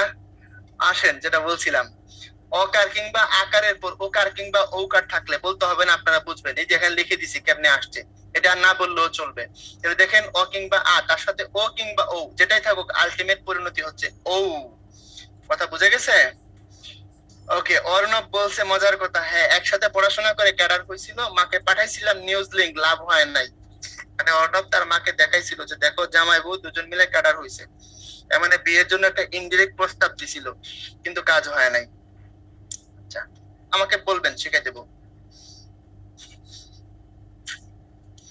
আলামিনকে ভাই তো মজার ক্যারেক্টার, দেখলে বোঝা যায় না ধর্মিয়া। তো দেখেন আমরা যেটা বলছিলাম বনযোগ ঔষধি বনৌষধি, দেখেন এখানে অ তার সাথে ও, আলটিমেট গন্তব্য কি হয়েছে? ও হয়েছে, এ বলা লাগবে না, পারবেন। সামনে আসি, তারপরে দেখেন এবার রস্যই দীর্ঘইর পালা। রস্যই দীর্ঘই যাই থাকুক তার সাথে আলটিমেট গন্তব্য বড়টা হবে, মনে রাখবেন। রস্যই দীর্ঘইর সাথে রস্যই দীর্ঘই যাই হোক, আলটিমেট গন্তব্য কোনটা? বড়টা হবে। তাহলে অতীত অতীত, এখানে আসেন গিরি যোগ ইন্দ্র, গিরীন্দ্র মানে এভারেস্ট। পাহাড়ের মধ্যে যে রাজা সে হচ্ছে গিরীন্দ্র, কথা বুঝতে পেরেছেন? গিরিযোগ ইন্দ্র, ক্ষিতি যোগ ইস, ক্ষিতিশ, ক্ষিতিশ শব্দের অর্থ পৃথিবীর রাজা, ক্ষিতি হচ্ছে পৃথিবী শব্দের সমার্থক শব্দ, কথা বুঝতে পেরেছেন আমার ভাইরা? এই ক্ষিতি শব্দের অর্থ হচ্ছে পৃথিবী, আর যে পৃথিবীর যিনি রাজা হবেন, ইস শব্দের অর্থ হচ্ছে রাজা বা শক্তিশালী অর্থে ইস কথাটা ব্যবহার করা হয় আর কি। তাহলে ক্ষিতি শব্দের অর্থ কি হবে ভাই? আলটিমেট অর্থটা হবে ক্ষিতি যোগ ইস, ক্ষিতিশ মানে পৃথিবীর যিনি রাজা। মহিযোগ ইন্দ্র, মহিন্দ্র, ক্ষিতিশের যে অর্থ মহিন্দ্র একই অর্থ, কারণ মহি শব্দের অর্থ পৃথিবী, এটা আপনারা প্রত্যেকেই জানেন, মহি মানে হচ্ছে পৃথিবী। শ্রীযুগ ইস, শ্রীশ, পৃথিযুগ ইস, পৃথ্বীশ, এটার অর্থটা আবার কি? রাজা, পৃথিবীর রাজা। ওকে, অতিযুগ ইব, অতি, প্রতিযুগ ইচ্ছা, প্রতিযুগ ঈদ, প্রতীত, রবি যোগ ইন্দ্র, দিল্লি যোগ ঈশ্বর, দিল্লীশ্বর, এই হলো ব্যাপার। ওকে, তারপর আসে রস্যইকার কিংবা দীর্ঘইকারের পর রস্যই দীর্ঘই বিঘ্ন, এই একটা ব্যতিক্রম নিয়ম এতক্ষণে আসছে, ভালো মতো বুঝেন। এই রুলে আসেন না, উদাহরণে আসেন, উদাহরণ থেকে সহজে বুঝবেন। দেখেন আপনি বাঁ দিকে রস্যই দীর্ঘই পাইছেন। আচ্ছা, তারপরে দেখেন এখানে কি পাইছেন? অ পাইছেন, এখানে আ পাইছেন, এখানে পাইছেন এ, এখানে পাইছেন অ।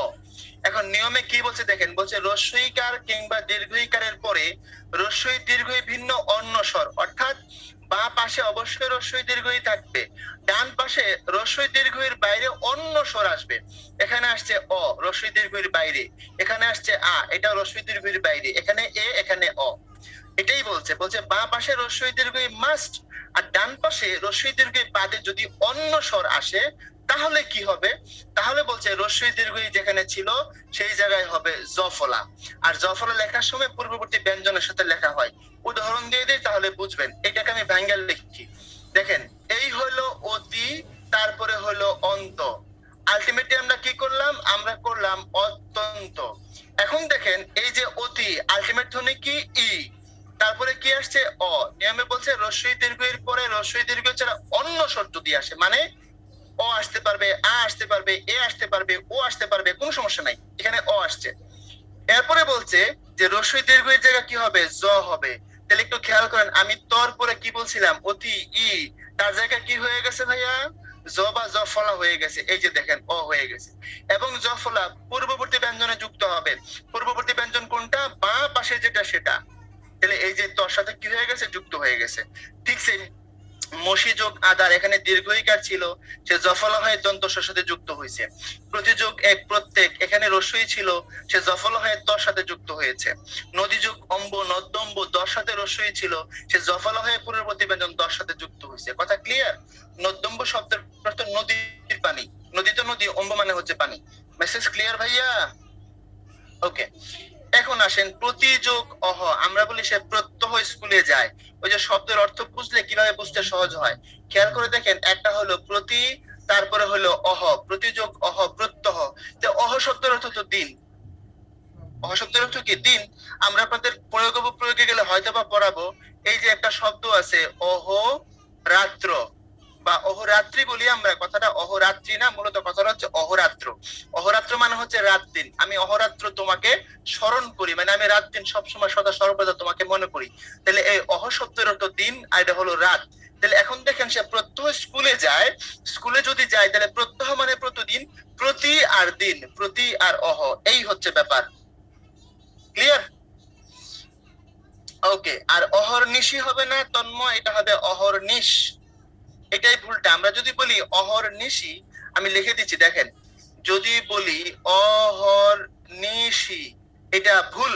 কথাটা কি হবে? কথাটা হবে অহর্নিশ, এটা সঠিক উত্তর। ওকে, তারপরে আসেন অতিযোগ অধিক, গতিযোগ অন্তর, প্রতিযোগ আশা, প্রতিযোগ আবর্তন, আদি যোগ অন্ত, যদি যোগ অপি, যদ্যপি। যদ্যপি কথার অর্থ মনে রাখেন যদিও, এটা সাধু ভাষায় হয় যদ্যপি, আর চলিত ভাষায় হয় যদিও।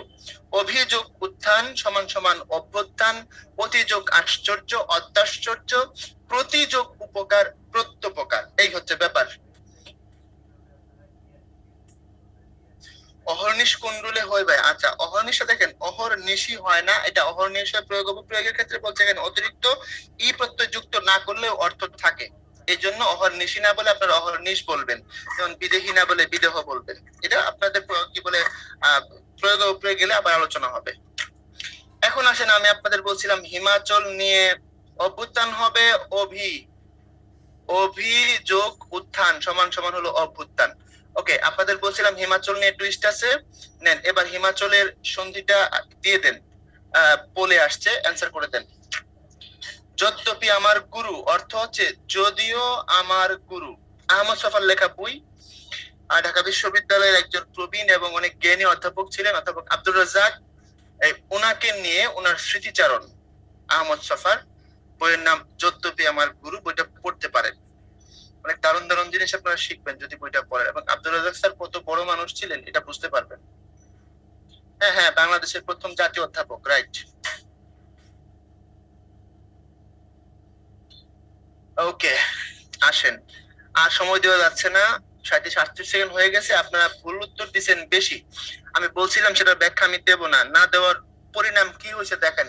হিমাচল শব্দের সঠিক সন্ধি বিচ্ছেদ আপনারা 65% বলেছেন, হিমযোগ আচল। দেখছেন কারবারটা, দেখছেন? আমি আপনাদের কেন বলছিলাম শব্দের অর্থ বোঝার জন্য,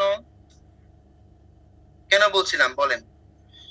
বলছিলাম এই কারণে উত্তর হবে হিমযোগ অচল।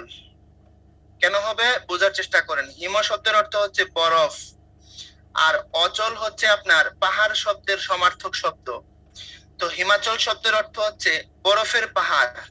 এখন বুঝে থাকলে আপনারাই বলেন তো, হিমাচল কথার সাথে আঁচলের কি সম্পর্ক? আঁচল যদি আপনি এখানে চন্দ্রবিন্দু দেন, আঁচলের মধ্যে, এটা আমি যখন লিখি তখন চন্দ্রবিন্দু দেয়া ছিল, একদম মিসপ্রিন্টিং হয়ে গেছে। আঁচল আপনি চন্দ্রবিন্দু দিয়ে বলেন না দিয়ে বলেন, পাহাড়ের সাথে আঁচলের সম্পর্ক কি আমরা বুঝাইতে পারবেন? একটা পাহাড়ের সাথে আঁচলের কোনো সম্পর্ক আছে কি? কোনো সম্পর্ক নাই। সুতরাং এইভাবে যদি লেখা শুরু করেন তাহলে তো সমস্যা হয়ে যাবে ভাই। এটা হিমযোগ আচল হওয়ার কোনো সুযোগ নাই, এটা হিমযোগ অচল হবে, অচল অর্থাৎ বরফের পাহাড়। আপনি বুঝতে হবে যে টোটাল যে শব্দটা হিমাচল, এটা দিয়ে আসলে কি বোঝায়, তাইলেই আপনার সমস্যা নাই, তাহলে আপনি আর আচল বলবেন না। ওকে ডান, আসেন সামনের দিকে চলে যাই। সামনের দিকে গেলে এটা পারবেন সোজা। রিকারের পর বিভিন্ন অন্য স্বর থাকে, রি স্থানে র হয় এবং তার রফলা রূপে পূর্ববর্তী ব্যঞ্জনের সাথে যুক্ত হয়। খেয়াল করে দেখেন, এই যে কথাটা, এ হলো পিতৃ যোগ হচ্ছে আদেশ সমান সমান আমরা বলতেছি পিত্রাদেশ। বোঝার চেষ্টা করেন, দেখেন পিত্রাদেশ বললে এখানে দেখেন তোর সাথে কি ছিল, রিকার ছিল, অর্থাৎ রি ছিল। আচ্ছা, এই রিটা এখানে পিত্রাদেশে হাইছে, আর তোর সাথে এই যে এটা কিন্তু ত রফলা, মনে রাখেন। তাহলে তোর সাথে কি হয়ে গেছে, ছিল হচ্ছে রি, হয়ে গেছে রফলা, এবং পূর্ববর্তী ব্যঞ্জনের সাথে যুক্ত, অর্থাৎ যেখানে যুক্ত ছিল সেখানেই থাকবে, পূর্ববর্তী ব্যঞ্জনে ছিল সেখানেই থাকবে, এই হচ্ছে কথা। তাহলে আপনি মনে রাখবেন, যদি বলছে রিকারের পরে রি ভিন্ন অন্য স্বর থাকে, অর্থাৎ রিকারের পরে রি নাই, আ আছে, অন্য স্বর আছে, তখন কি হয়ে যাবে, রিটা র হয়ে যাবে। ওই যে তোর সাথে রফলা হয়ে গেছে, এই যে এটা হচ্ছে ত রফলা। কথা বুঝতে পেরেছেন?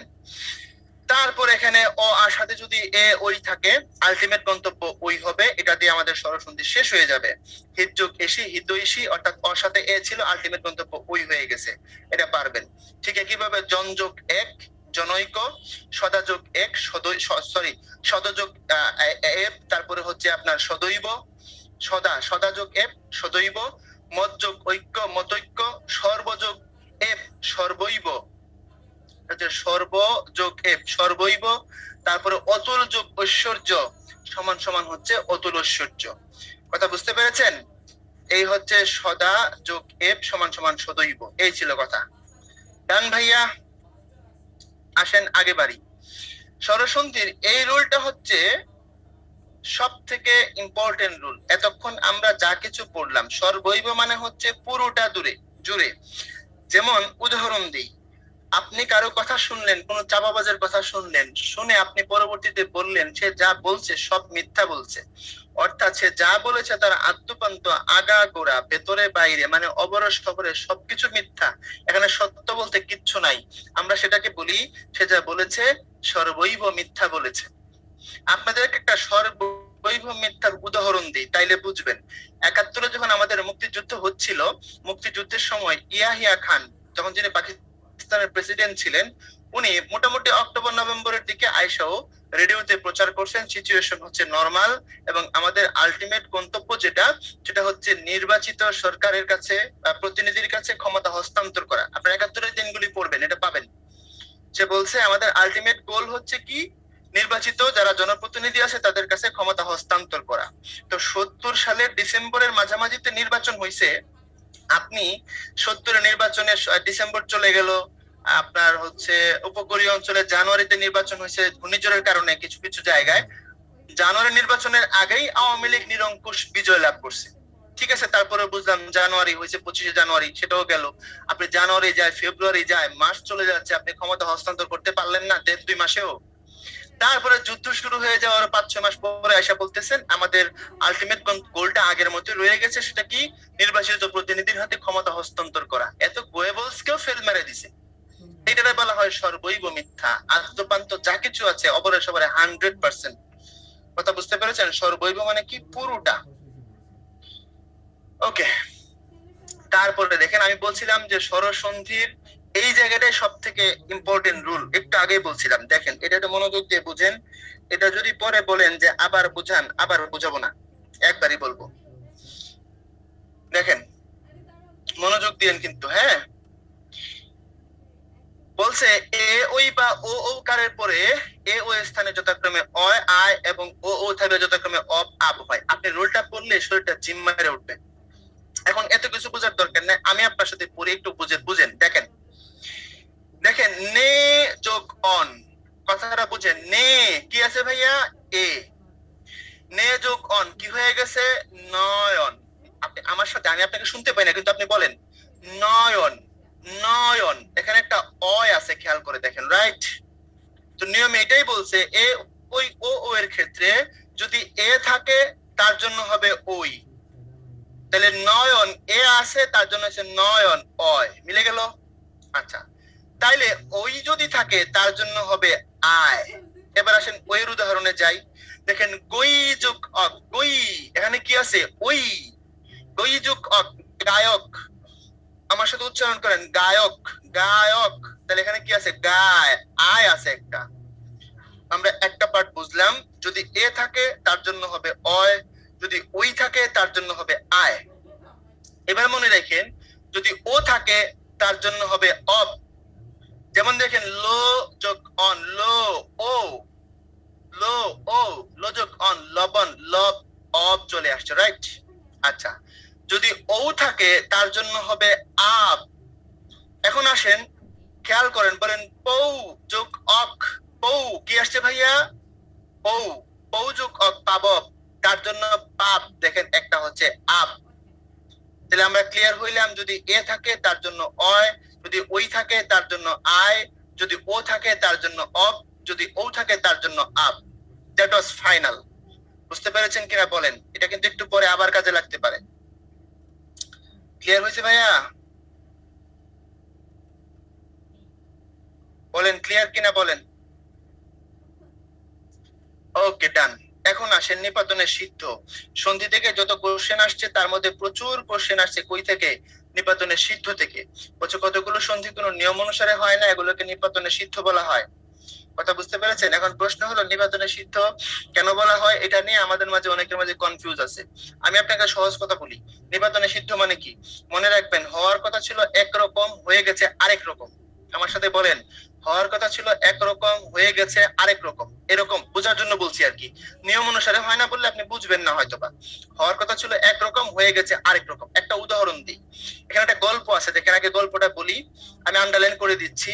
কুলোটা নারীরা, ভাইয়া কুলোটা শব্দের অর্থ কি যদি প্রশ্ন করেন, আপনাকে সহজে বোঝার জন্য বলি, কুলোটা মানে হচ্ছে একটু যারা দুশ্চরিত্রে তাদেরকে কুলোটা বলা হয়। এটা বিভিন্ন অর্থ আছে, কথা বুঝতে পেরেছেন? যা হোক, তো কুলোটা নারীরা প্রৌরজন ও অন্যান্যদের সঙ্গে নিয়ে গবাক্ষে বসে মারদণ্ডকে দেখছে।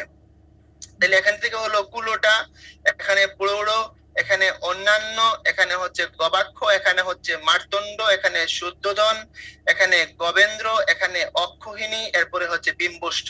আমি আপনাকে গল্পটা বুঝাই।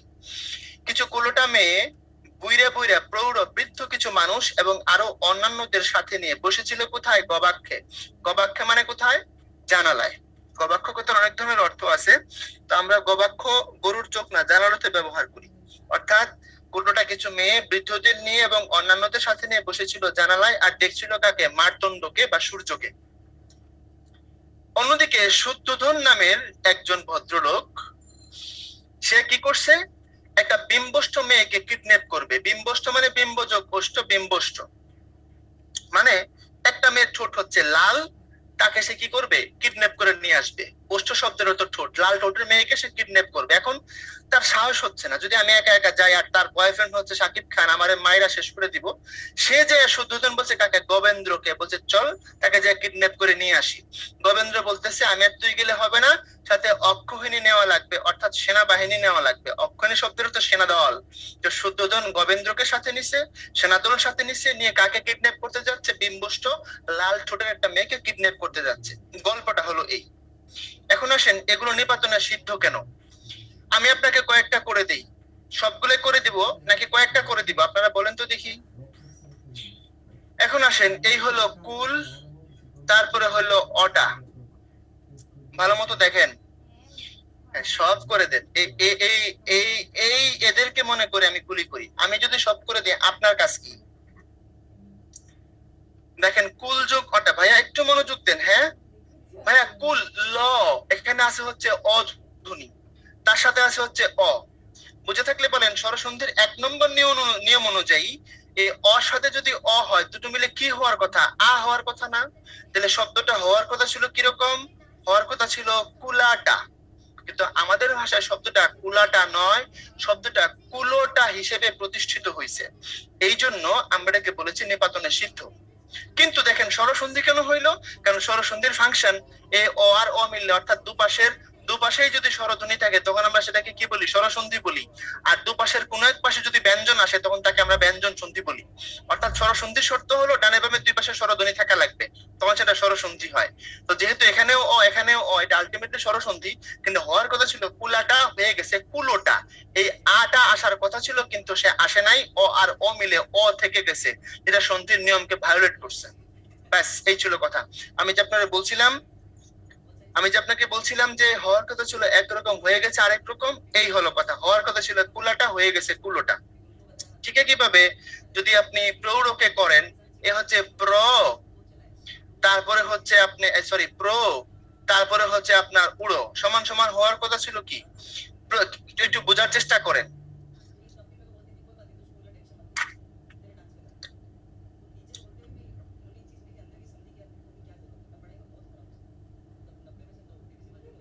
একটু খেয়াল করবেন, আমি জাস্ট আপনাদেরকে এই কয়টা বাজে, জাস্ট 5 মিনিটের ব্রেক নিচ্ছি, দেন আপনাদের সাথে কথা বলতেছি। জাস্ট আমার একটু কাজ করতে হবে, একটু দাঁড়া, একটা ফোন আসছে, তারপর আমি কথা বলতেছি আপনাদের সাথে। হ্যাঁ,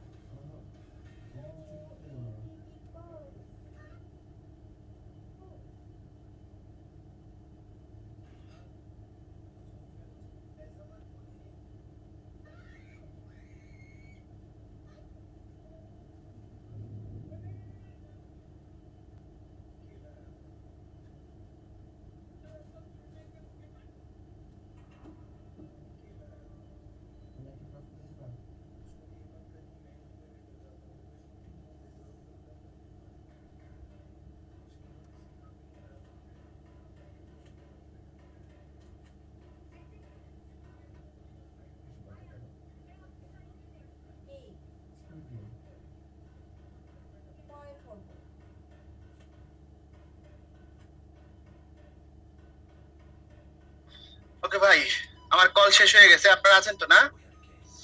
ওকে, আসেন শুরু করি। হ্যাঁ ভাই, সোল ভাই না, আপনি সোল ভাই কিছু বলবেন? না ভাইয়া, শোনা যাচ্ছে তাই। আচ্ছা আচ্ছা, ঠিক আছে, ওকে। তো যেটা বলছিলাম, এগুলো কেন আপনার হচ্ছে আলটিমেট নিপাতনে সিদ্ধ হলো? আমরা দেখলাম কুলযুগটা হওয়ার কথা ছিল কুলাটা, কিন্তু আপনার ষড়সন্ধির নিয়ম ভায়োলেট করে আলটিমেটলি কি হয়েছে, এটা হয়েছে হচ্ছে কুলোটা, অর্থাৎ আসে নাই, আলটিমেটলি ওই থেকে গেছে, যেটা ছিল সেটাই থেকে গেছে। এই জন্য সেটা কি হয়ে গেছে, নিপাতনে সিদ্ধ হয়ে গেছে। এরপরে ছিল কি, প্রৌঢ়। আচ্ছা, এটা খেয়াল করেন, প্রৌঢ়টা হলো আপনার প্র যোগ উড়ো। এখন দেখেন, এখানে হচ্ছে অধ্বনি, এখানে হচ্ছে আপনার ওধ্বনি। এখন আলটিমেটলি আমরা স্বরসন্ধির নিয়মের প্রথম দিকে পড়ে আসছি, অর সাথে যাই আসুক, এই অর সাথে ও কিংবা ও যেটাই আসুক, আলটিমেটলি কি হয়, সেটা হচ্ছে ও হয়। তাহলে হওয়ার কথা ছিল কি, হওয়ার কথা ছিল প্রৌঢ়, না হয়ে হয়েছে প্রৌঢ়, অহেতুক একটা ও আসছে। কথা বুঝতে পেরেছেন? ঠিক দেখেন, অন্যান্য কথাটা এই হচ্ছে অন্য যোগ অন্য সমান সমান কি হয়ে গেছে, অন্যান্য। এখন যদি এটা হয়, একটু বোঝার চেষ্টা করেন, এখানে জফলা আছে কিন্তু আলটিমেট ধ্বনিটা কি ক্যারি করে হচ্ছে অ। এখন এখানে অন্যান্য যখন করেছি আমরা, অন্যান্য করার সময় এটা ব্যঞ্জনের নিয়মের মতো অনেকটা এখানেও জফলা ক্যারি করছে, যেটা হওয়ার কথা ছিল না। তারপরে দেখেন গবাক্ষ, গবাক্ষ কথাটা কেমনে হয়, গো যোগ অক্ষ, যে অর্থে এটা গরুর চোখ হয়। গো শব্দের অর্থ কি, গরু, আর অক্ষ শব্দের অর্থ কি, চোখ। এখন খেয়াল করেন তো, এখানে হলো ও আর এখানে হলো অ, হওয়ার কথা ছিল গবক্ষ। কথা বুঝেন, হওয়ার কথা কি ছিল, গবক্ষ, মানে ও আর অ মিললে অ হয়। তাহলে গবক্ষ না হয়ে হয়েছে গবাক্ষ, অতিরিক্ত একটা আসছে। তাহলে হওয়ার কথা ছিল গবক্ষ, হয়ে গেছে গবাক্ষ। এরপরে আসেন মারতন্ড। ভাইয়া, মারতন্ডকে ভাঙলে কি হয় বলেন তো? এই হচ্ছে মার্ত, তারপরে হচ্ছে আপনার অন্ড সমান সমান মারতন্ড।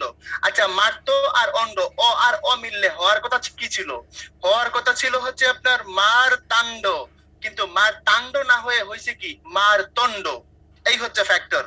তারপরে আপনার শুদ্ধোদন, শুদ্ধোদনকে আপনি ভাঙেন, এই হচ্ছে আপনার শুদ্ধ, তারপরে হচ্ছে আপনার ওধন সমান সমান হয়ে গেছে শুদ্ধোদন। কিন্তু নিয়ম কি বলতেছে, এপাশে অ এপাশে ও, আলটিমেটলি এটার গন্তব্য কি ছিল, এটার হওয়ার কথা ছিল শুদ্ধোদন।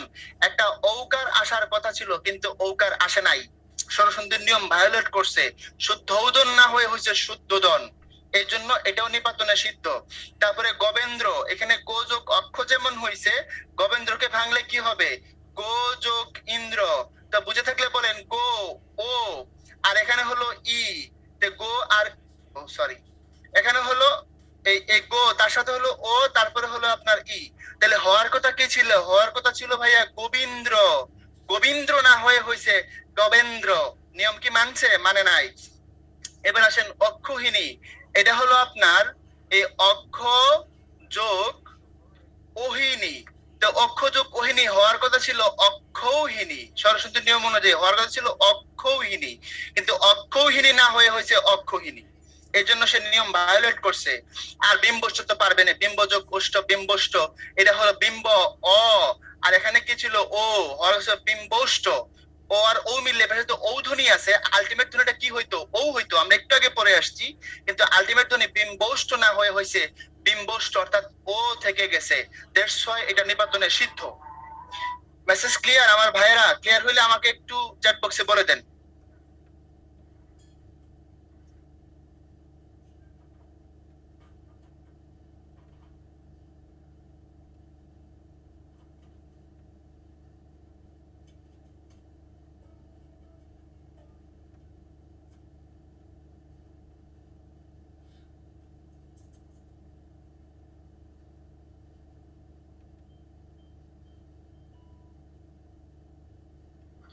ভাইয়া, ওধন শব্দের অর্থ হচ্ছে ভাত, যিনি প্রশ্ন করেছেন।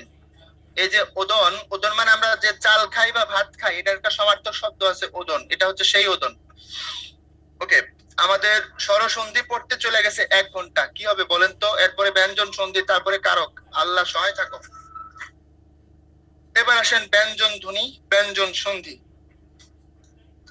মারতন্ড মানে কি, মারতন্ড মানে হচ্ছে সূর্য,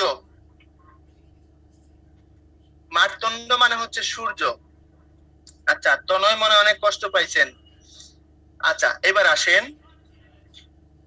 এখানে কোনো কাহিনী না, এখানে হচ্ছে আপনার এই ক খ গ ঘ উ, আমরা পড়ছি, তারপরে দেখেন ক খ গ ঘ ঙ, চ ছ বর্গীয় জ ঝ ইয়, ট ঠ ড ঢ মূর্ধন্য, ত থ দ ধ দন্তন্য, প ফ ব ভ ম। সহজ কথা, যদি 1 নম্বরটা থাকে 3 নম্বরটা হবে। বুঝছেন কিনা বলেন? এটা কি ব্যাখ্যা করা লাগবে? যদি 1 নম্বর থাকে 3 নম্বর হবে। দেখেন এদিকে বুঝেন কিনা। দিক যোগ অন্ত, দিগন্ত ছিল ক হয়ে গেছে গ, এই যে ছিল ক হয়ে গেছে গ। কথা ক্লিয়ার? তারপরে আবার দেখেন অজ যোগ অন্তা, অজন্তা ছিল হচ্ছে চ হয়ে গেছে জ। এটা কি ব্যাখ্যার দরকার আছে? পারবেন কিনা বলেন? Message clear? এটা কোনো ব্যাপার না, যদি 1 নম্বর থাকে 3 নম্বর হবে, দ্যাটস ইট। আচ্ছা, নিচের গুলো কি?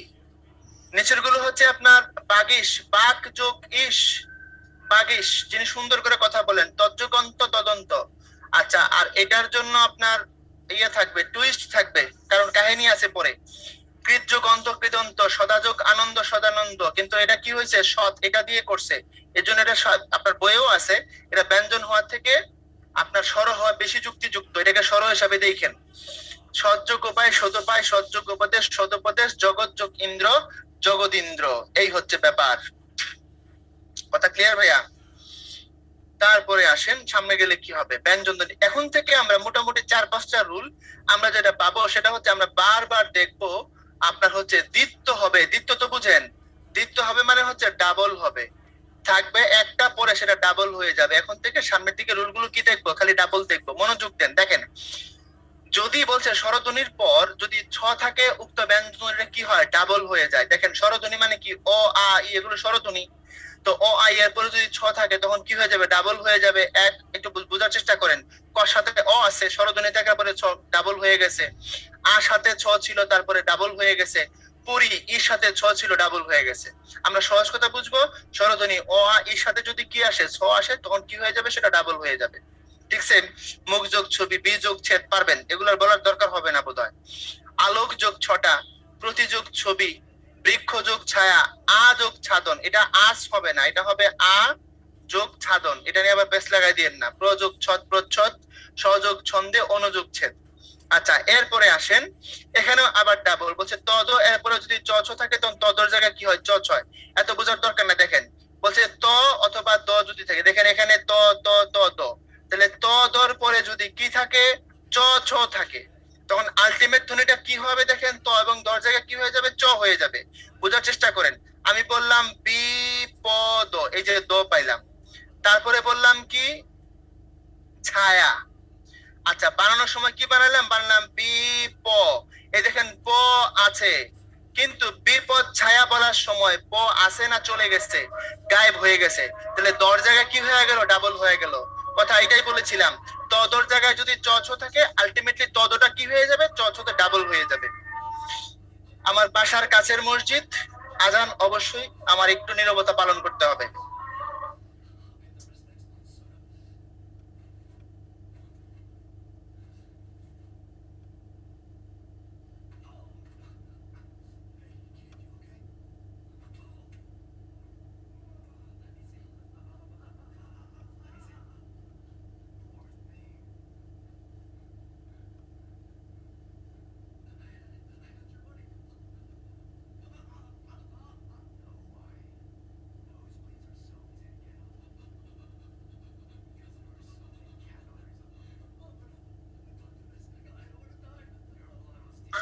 আমরা একটা আহ 5 মিনিটের 5 মিনিট একটা ছোট্ট ব্রেকে যাই তাহলে, হ্যাঁ, পরে আর ব্রেক দিব না।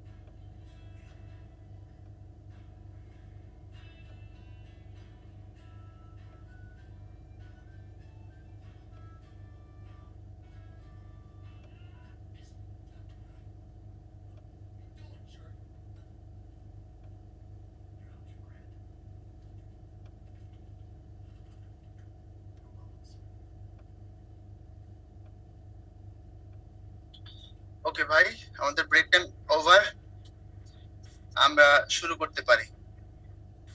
আচ্ছা, আর ব্রেক হবে না, দুইবারে আমরা মোটামুটি 7-8 মিনিটের ব্রেক এনজয় করে ফেলছি। এখন একটা না একদম কারাপটার সব শেষ করে আমরা বিদায় নেব। ক্লাস দেরি হতে পারে, যেহেতু দুটো টপিকই বড়, সন্ধিও বড় টপিক, কারকও বড় টপিক, দেরি হতে পারে, 10টা বাজতে পারে। আপনারা থাকবেন না? সোহেল ভাই তো এখন বাসাতেই আছে, কোনো সমস্যা নাই। ফার্ম বেড থাকলে সোহেল ভাই খালি বলে ভাই ক্লাস শেষ করেন, ক্লাস শেষ করেন। আপনার ভাবি চিন্তা করতেছে এরকম কিছু। আজকে তো সোহেল ভাই সেই সমস্যা নাই। সোহেল ভাই আজকে আটকাইছে, আজকে বাসাতেই আছে। আচ্ছা, তারপর তুমি বলছে ভাই খাওয়া দিতে হবে, দেবো। আচ্ছা, একজন বলতেছে কি মাহমুদ বলে ভাই ফেক আপনাকে দেখে আসলাম, মানে আপনারা আমাকে ইউটিউবে যেটা দেখছেন বলতেছেন ফেক না, আর আমি আসলে ফানি, এটাই তো কথাটা। আচ্ছা, ব্যাপারটা হচ্ছে ইউটিউবে বিভিন্ন রকমের দর্শক থাকে, শুধু যে আপনারা দেখবেন আমাকে চিনেন এমন না। অনেক ছেলে পেলেই আছে যারা দেখবে, যারা আমাকে পূর্ব থেকে চিনে না।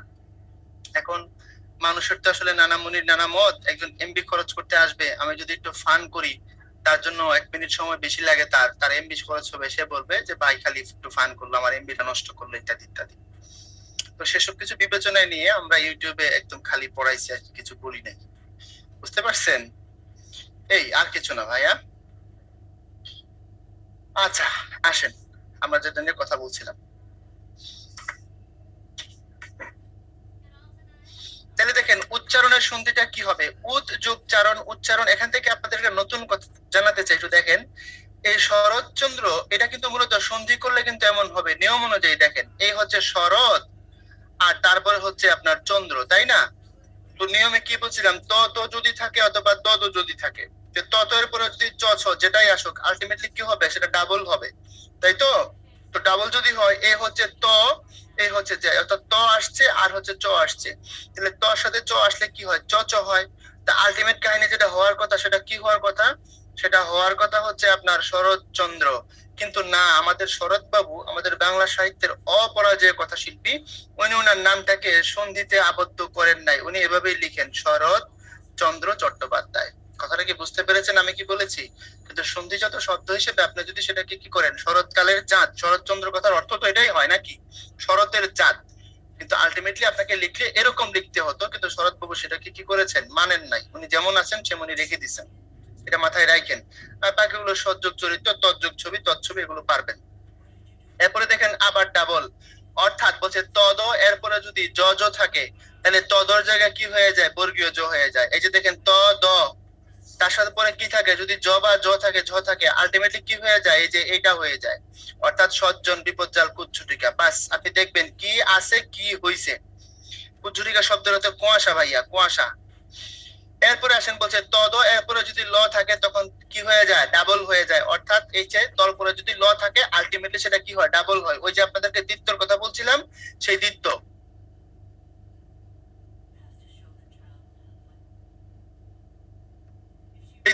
সেই দ্বিত্ব হয়ে গেছে, কথা বুঝতে পেরেছেন? এখন দেখেন উজ্যোগ জল, উজ্জ্বল, তজ্যোগ জন্য, তজ্জন্য, যাবজ্যোগ জীবন, যাবজ্জীবন, জগৎযোগ জীবন, জগৎ জীবন, এই হচ্ছে কথা।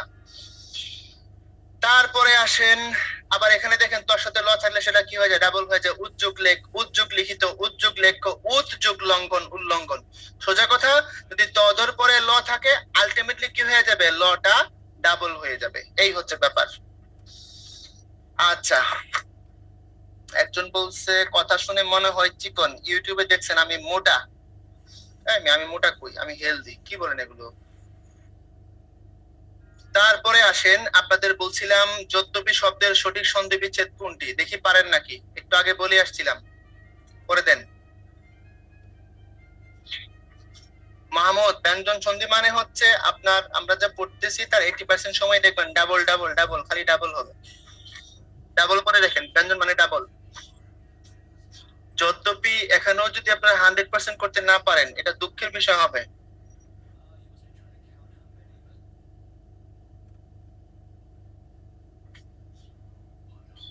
আমি মোটা না, আমি হেলদি। আচ্ছা, আপনাদের দুলাল ভাই বলতেছে আমি নাকি খুব মার্ভেলাস কথা বলছি।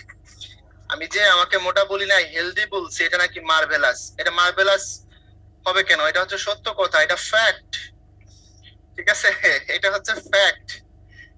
আচ্ছা, খেয়াল করে দেখেন, যদি যোগ অপি যদ্যপি, আপনারা সঠিক উত্তর দিয়েছেন 74% মানুষ।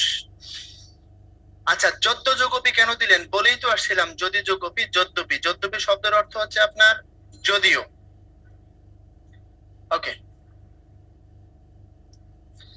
আপনাকে দেখে মনে হয়েছে আপনি হাসতে পারেন না, কিন্তু অনলাইন পুরাই উল্টা। হ্যাঁ, এটাই তো সিস্টেম। আচ্ছা, এরপরে দেখেন, এখানে এত বড় একটা লম্বা একটা রুল আছে।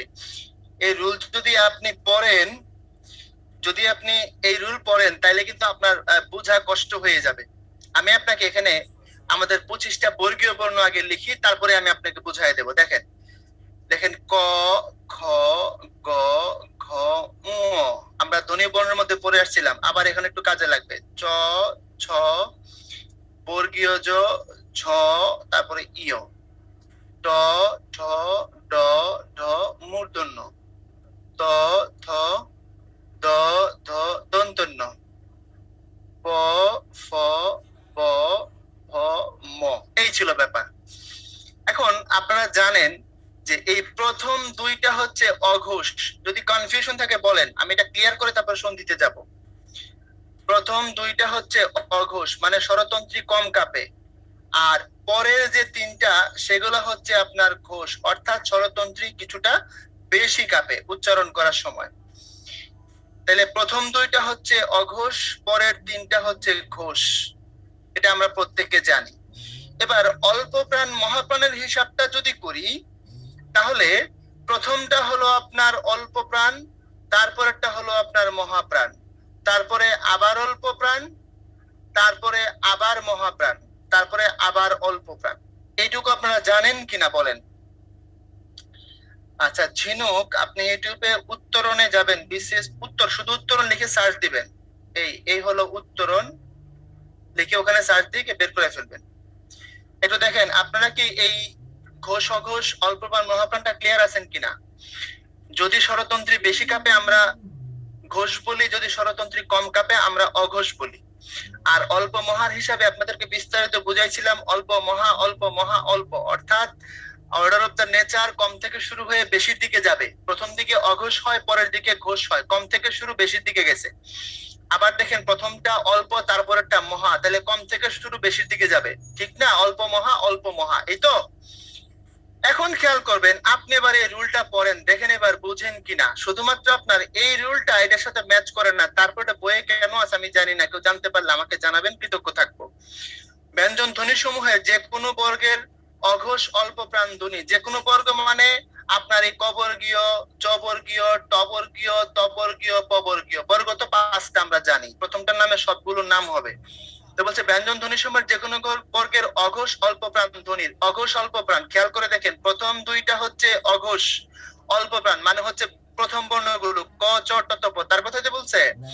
এরপর বলছে অঘোষ ধ্বনির পর যে কোনো বর্গের ঘোষ অল্প প্রাণ ও ঘোষ মহাপ্রাণ ধ্বনি, অর্থাৎ ঘোষ অল্প প্রাণ তিন, এখান থেকে হয় ঘোষ অল্প প্রাণ, নয় ঘোষ মহাপ্রাণ ধ্বনি, কিংবা হচ্ছে আপনার তালব্য ধ্বনি। এখানে মহাপ্রাণ যেহেতু বলতেছে, তাইলে ঘাটনটা মিলবে আর কি। অথবা তালব্য ধ্বনি জ জ, অথবা ঘোষ অল্প প্রাণ ওষ্ঠধ্বনি। ঘোষ অল্প প্রাণ ওষ্ঠধ্বনি কোনটা? এই নিচের তিনটা, প্রথমত ঘোষ, তারপরে অল্প প্রাণ। অল্প প্রাণ মানে হচ্ছে এই যে ব, দ, ড, জ, গ। আচ্ছা, অথবা ঘোষ কম্পনজাত দন্তমূলীয় ধ্বনি, অর্থাৎ র যদি থাকে, কিংবা ঘোষ অল্প প্রাণ ওষ্ঠ ব্যঞ্জন ধ্বনি। দেখেন আবার বলছে ঘোষ অল্প প্রাণ ওষ্ঠ ব্যঞ্জন, তাহলে ঘোষের মধ্যে অল্প প্রাণ কোনটা? এই 3 নম্বরটা। বলছে ব্যঞ্জন ধ্বনি যদি থাকে, যদি ব থাকে, তখন বলছে প্রথম অঘোষ অল্প প্রাণ ধ্বনি ঘোষ অল্প প্রাণ ধ্বনির উপর উচ্চারিত হয়, অর্থাৎ প্রথম অঘোষ অল্প প্রাণ ধ্বনি, অর্থাৎ এই যে এটা, এই যে অঘোষের 1 নম্বরটা, সে বলছে কি হয়, আলটিমেটলি ঘোষ অল্প প্রাণ রূপে উচ্চারিত হয়। অর্থাৎ আলটিমেট নিয়ম আগের কথাতেই, এই প্রথমটা থাকলে সেটা দ্বিতীয়টাতে চলে আসে। এই ছিল কথা।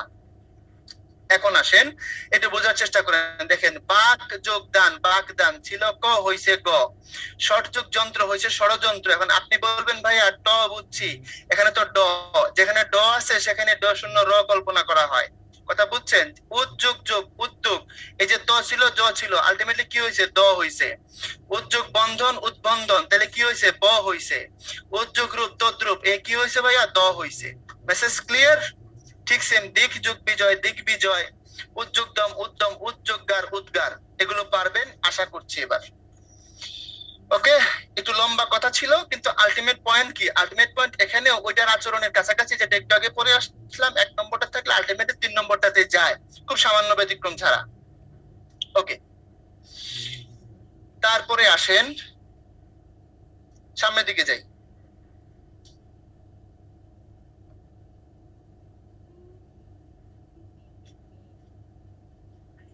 কি হ্যাং করলো নাকি? হ্যাঁ, না হ্যাং না, হ্যাং এর মতো মাঝে মধ্যে হয়ে যায়। ওকে, এরপরে আসেন ম। এরপর যে কোনো বর্গীয় ধ্বনি থাকলে ম ধ্বনিটি সেই বর্গের কি হয়? নাসিক্য ধ্বনি হয়। নাসিক্য ধ্বনি কোনগুলো?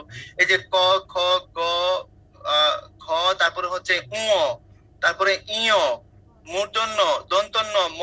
এই মূলত এই 5টাই হচ্ছে নাসিক্য বর্ণ। কথা বুঝেন? নাসিক্য বর্ণ বা অনুনাসিক বর্ণ বর্গের শেষ বর্ণগুলোকে বলা হয়। তো এখন দেখেন সমযোগ কা, সংখ্যা, সমযোগ জয়, সঞ্চয়, সমযোগ তাপ, সন্তাপ।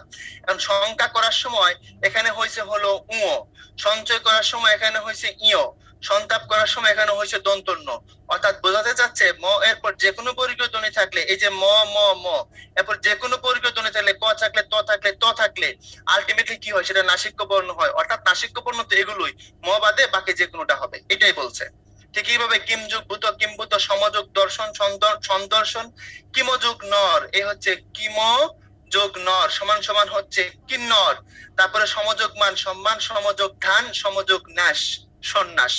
কথা বুঝতে পেরেছেন? যদি ম থাকে উপরের গুলো হবে, যদিও সবগুলি হচ্ছে আপনার নাসিক্য বর্ণ, নাসিক বর্ণ, উপরের গুলো হবে হয় দন্তন্য হবে, নয় ইয় হবে, নয় উ হবে। এই ছিল কথা। কিন্নর শব্দের অর্থ কি? কিন্নর শব্দের অর্থ হচ্ছে সোজা বাংলায় যদি বলি, কি বলবো, সহজ করে বললে হিজড়া। কিন্নর শব্দের অর্থ সহজ করে বললে হিজড়া। তারপরে দেখেন এটা দ্রষ্টব্য, এটা পারবেন বলছে আধুনিক বাংলায় ম এর পর কণ্ঠবর্গ ধ্বনি থাকলে মর জায়গায় উ না হয়ে, অর্থাৎ এই যে উ না হয়ে কি হয়? অনুসার হয়। এই যে সংখ্যা, অহংকার, সঙ্গত বলতেছে, এখন আধুনিক বাংলায় এই উটা উঠে গিয়ে কি হয়? অনুসার হয়। আপনাদের বাংলা বানানোর নিয়ম এটা দেখাবো ইনশাল্লাহ। কিম্বুতটা আবার বলেন কিমযোগ ভূত, কিম্বুত, কিম, কিম, এই হচ্ছে কিম, এই কিমযোগ ভূত, কিম্বুত। ওকে, তারপরে বলছে স্বর্গের দেবীদের কিন্নর বলে না। স্বর্গের দেবীদের কিন্নর বলে কিনা এটা আমি জানি না, এটা দুলাল ভাইকে জিজ্ঞেস করবেন। স্বর্গের দেবীরা কিন্নর কিনা আই এম নট শিওর। তারপরে আসেন, এটা হচ্ছে নিপাতনা সিদ্ধ ব্যঞ্জন। ষোড়শ বনস্পতি, অর্থাৎ 16 বছরের বনস্পতি, 11 বছরের বৃহস্পতি পরস্পর তস্কর। তস্কর মানে হচ্ছে চোর। গরু চুরি করে তারা গোষ্পদ দেখে, গোষ্পদ মানে গরুর পা, তারা আশ্চর্য হয়। এদিকে মনীষা হিংস্র হয়ে গব্য হয়ে নাব্য পথে, গব্য মানে মূলত গরু, নাব্য মানে হচ্ছে নৌকা চলাচলের উপযোগী।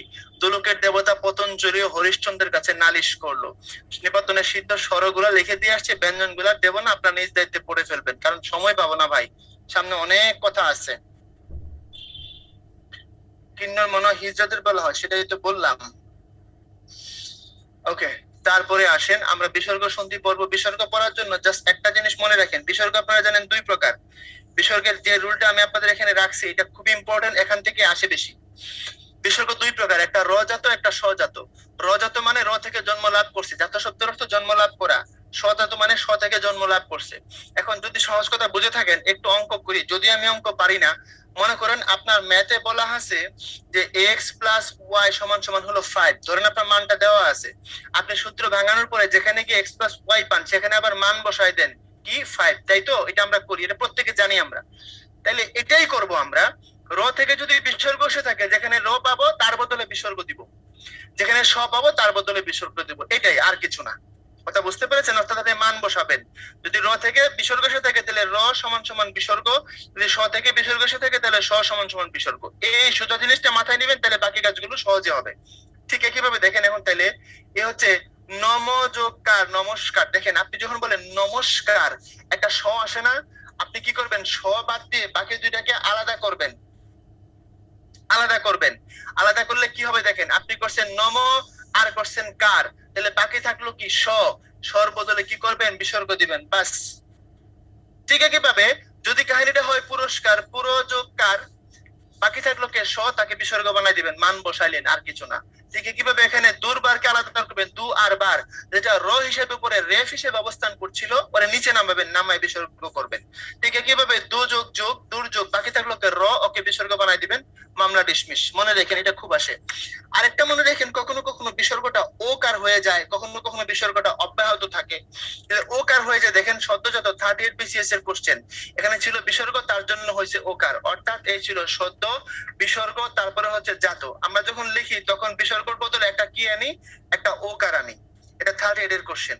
তাহলে আমরা কি দেখলাম এখান থেকে? দুটো জিনিস, এক, বিসর্গকে র বা স দিয়ে রিপ্লেস করা যায়। দুই, বিসর্গ কখনো কখনো ওকার হয়, আবার কখনো কখনো বিসর্গ কি হয় ভাইয়া, বিসর্গ বজায়ও থাকে। যেমন মনোযোগ কষ্ট, এখানে বিসর্গ বজায় থাকবে, আলটিমেটলি আপনি লিখবেন মনোকষ্ট। তবে এখন আধুনিক কোন কোন বইয়ে মনোকষ্ট লেখা দেখা যাচ্ছে, তবে বেশিরভাগ ক্ষেত্রে এটাই বিসর্গ এখানে বহাল আছে ব্যতিক্রম হিসেবে, মাথায় রাখেন, এটা ভুলে যায় না। ওকে ভাইয়া, ডান।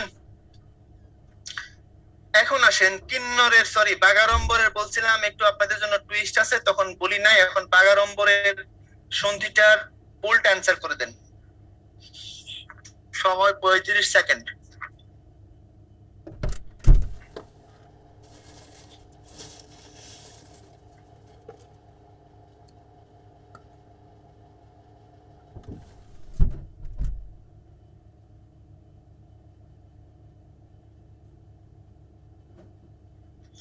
বাগাড়ম্বর কথার অর্থ কি এটা বুঝেন, একটু চিন্তা করেন, তাহলে আপনি উত্তর পারবেন।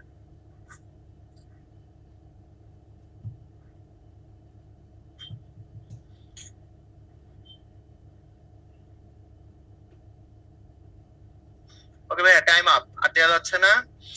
রেজাল্ট শেয়ার করে দিছি, দেখেন আপনারা উত্তর সঠিক দিচ্ছেন হচ্ছে 82% মানুষ। কেউ দিচ্ছেন বাগাযোগ আড়ম্বর, কেউ বাগাযোগ অম্বর, কেউ বাঘযোগ অম্বর। বুঝলাম না কেন, কি কি করলেন এগুলো? বাগাড়ম্বর কথার অর্থ হচ্ছে ভাইয়া বড় বড় কথা বলা আর কি। কথা সর্বস্ব মানুষ আছে না, খালি বড় বড় কথা বলে। বাক মানে তো কথা, আড়ম্বর মানে হচ্ছে বাড়াবাড়ি, যাদের কথার মধ্যে বাড়াবাড়ি আছে সেই রকমের কথাকে বলা হয় বাগাড়ম্বর। বুঝতে পারছেন? কাজের বেলায় নাই, কথা বেলায় অনেক বেশি বেশি বলে, কাজ করে কম, কথা বলে বেশি, এদেরকে বলা, এরকম কথাকে বলা হয় বাগাড়ম্বর। আমরা বলি বাগাড়ম্বর বাদ দিয়ে কাজ করো, অর্থাৎ বেশি বেশি না বলে কাজে নেমে পড়ো। তাহলে এখানে আছে কথা আর আড়ম্বর, সুতরাং বাগা আসার কোনো সুযোগ নাই, বাগা আসার কোনো সুযোগ নাই। তাহলে বাঘ এখানে আসছে, কিন্তু অম্বর থাকার কারণে এটা বাদ যাবে। অম্বর মানে আকাশ, আড়ম্বর মানে বাড়াবাড়ি। তো সঠিক উত্তর হচ্ছে বাঘ যোগ আড়ম্বর। এই ছিল কথা। ফাহাদ বলছে মিস্টার শাহেদ, হ্যাঁ শাহেদ করিম, শাহেদ করিম দেখলাম খালি যা বললো যে এটা কোনো কথা, তার কিছু টক শোতে খালি পোলাপান মিম বানালো, সেটা ছাড়া কিছু বলে না, এটা কোনো কথা?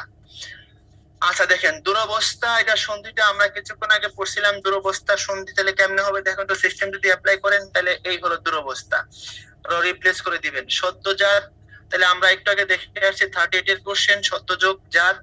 বন্ধনের অক্ষর বিন্যাস কোনটি, এটা আপনাদের দেখাইছি প্রথম ক্লাসে। অক্ষর মানে হচ্ছে সিলেবল, আপনি একটা সাথে যতটুকু এক গ্যাপে একসাথে উচ্চারণ করেন, কোনো গ্যাপ ছাড়া, সেটাকে বলা হয় এটা অক্ষর। অক্ষর মানে বর্ণনা, অক্ষর মানে বর্ণ হবে না। বুঝতে পেরেছেন? বন্ধন, তাইলে কোনটা হবে বলেন তো? এটা হবে, এটা হবে বন্ধনের অক্ষর বিন্যাস। রবীন্দ্র, রবি যোগ ইন্দ্র, এ হচ্ছে রবি আর হচ্ছে ইন্দ্র। তারপরে দ্বৈপায়ন, এটার সঠিক সন্ধি বিচ্ছেদ হবে দ্বীপ যোগ আয়ন, এই হলো দ্বৈপায়ন, এটাই হচ্ছে সঠিক উত্তর। তারপরে আপনার ভাইয়া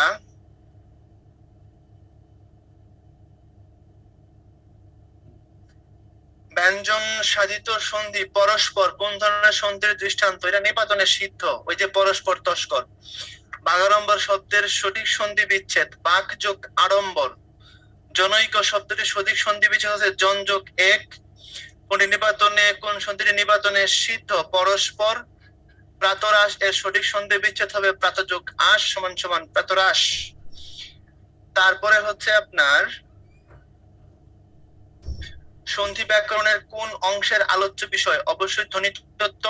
সন্ধির সুবিধা হচ্ছে উচ্চারণ সুবিধা ভাই। দোলক শব্দের দ্বিবযোগ লোক, তারপরে রত্নাকর, রত্নযোগ আকর, আকর মানে হচ্ছে খনি আর কি, রত্নের আকর। ষড় ঋতু, ষট যোগ ঋতু, ষট আছে কোথায়? এ হচ্ছে ষট যোগ ঋতু। তারপরে হচ্ছে আপনার কারক। আচ্ছা একটু খেয়াল করেন ভাই, এই কারকটা আপনারা, এই স্ক্রিনটা আমি যেটা দেখাচ্ছি আপনাদেরকে, এই স্লাইডটা মুখস্থ করতে কতক্ষণ লাগবে? 2 মিনিট। এখান থেকে থেকে শব্দ বিভক্তিটা মুখস্থ করবেন আর এখান থেকে সংজ্ঞাগুলো মুখস্থ করবেন, কোনো প্রশ্ন করতে পারবেন না, কোনো প্রশ্ন এলাও না, মুখস্থ করেন। প্রশ্ন কি হবে আমি এটা জানি, আমি সেটার উত্তর দেব। এখানে কি হইলো, কি লিখলাম, এই কোশ্চেন না করে স্লাইডটা মুখস্থ করেন। আপনাদের জন্য 1 মিনিটের নীরবতা, সময় শুরু হচ্ছে এখন। একদম ঠাড়া মুখস্থ। এই মুখস্থ যদি আপনি স্লাইড মুখস্থ করেন, কারকের কম করে হলেও 70% কভার হয়ে যাবে এই একটা স্লাইড মুখস্থ করলে। সো করে ফেলেন। ডান। 1 মিনিটের নীরবতা।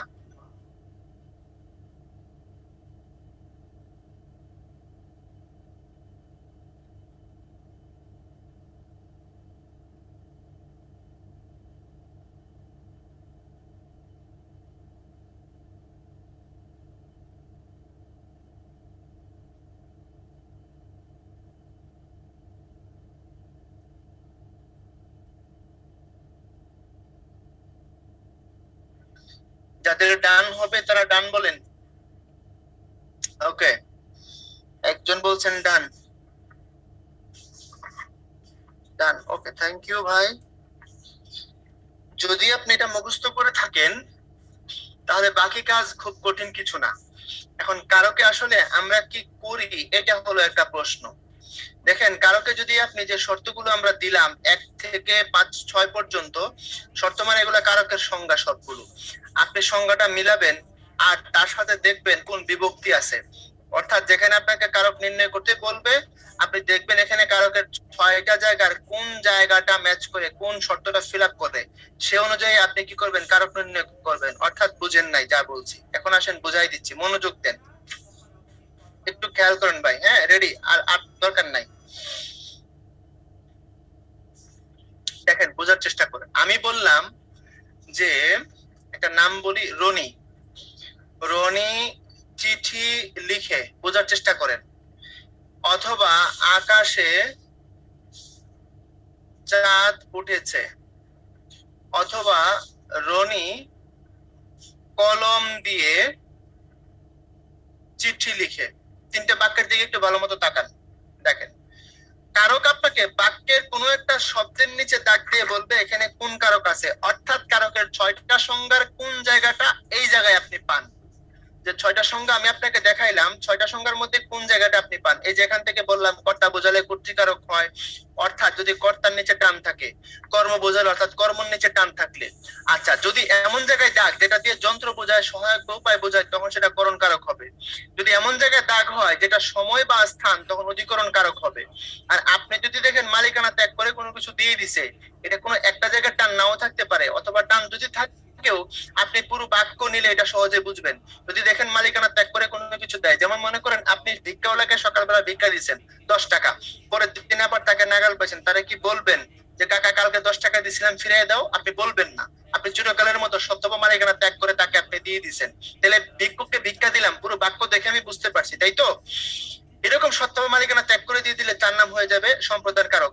আর যদি এমন কোন জায়গায় দাগ থাকে যেটা দিয়ে ভীত, রক্ষিত, দূরীভূত, আরম্ভ, বিরত, জাত, এই জাত শব্দের তো জন্ম লাভ করা, অথবা গৃহীত অথবা বিচ্যুত বোঝায়, তখন সেটাকে আমরা কি বলবো?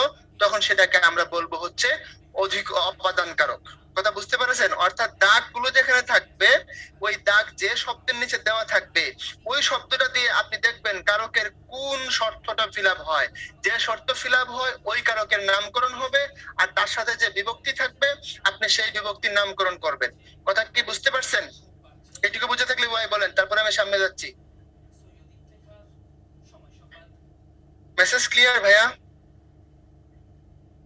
ওকে, ঠিক আছে, বাকিগুলো সমস্ত কিছু সামনে গিয়ে বুঝাই দিচ্ছি। ওকে, থ্যাংক ইউ। এখন আসেন, তাহলে আমি বললাম প্রথমত এখানে রনির নিচে দাগ দিলাম। রনির নিচে দাগ দিলে আপনি খেয়াল করে দেখেন এই বাক্যের কর্তাকে, এই বাক্যের কর্তা হচ্ছে রনি। যদি আমি বলি এখানে কারক নির্ণয় করেন, তাহলে আপনি বলবেন কর্তৃকারক বা কর্তায় এত হয়েছে। তাহলে কর্তায় রনির সাথে কোনো বিভক্তি না থাকার কারণে হবে 0। আচ্ছা, আমি যদি বলি চিঠি, এখানে কারক নির্ণয় করেন। এখানে আপনি জানেন, আমরা বাক্যের ক্লাসে আপনাদেরকে দেখাবো, আপনারা নিশ্চয়ই জানেন অনেকে, কর্ম কাকে বলে।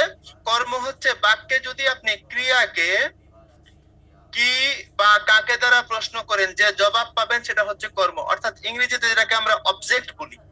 এখন আপনি ক্রিয়াপদ কোনটা লিখে, লিখে কে প্রশ্ন করেন, কি লিখে উত্তর পাবেন হচ্ছে চিঠি। তাহলে যদি বলি চিঠিতে কারক নির্ণয় করেন, তাহলে আপনি দেখবেন চিঠি কোন শর্ত ফিল আপ করে, কর্মের শর্ত ফিল আপ করে। সো এটা হবে আপনার কর্মকারক, কোনো বিভক্তি না থাকার কারণে হবে শূন্য। এটাই করতে হবে, আর কিছু না। আচ্ছা, এখন আসেন নিচে বলতেছে আকাশে চাঁদ উঠেছে। আচ্ছা ভাইয়া, আকাশের নিচে যদি ডাক দেই, একটু খেয়াল করে দেখেন তো আকাশটা কারকের কোন শর্ত ফিল আপ করে?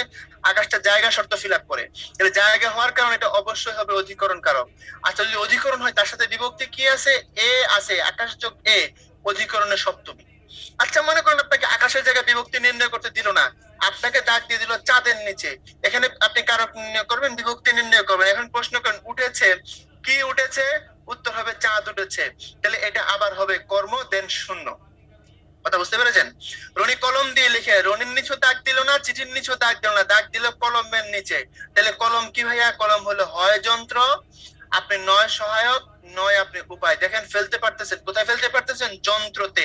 কলম হচ্ছে তার লেখার যন্ত্র, টুলস। সো এটা হয়ে যাবে আপনার করণ কারক।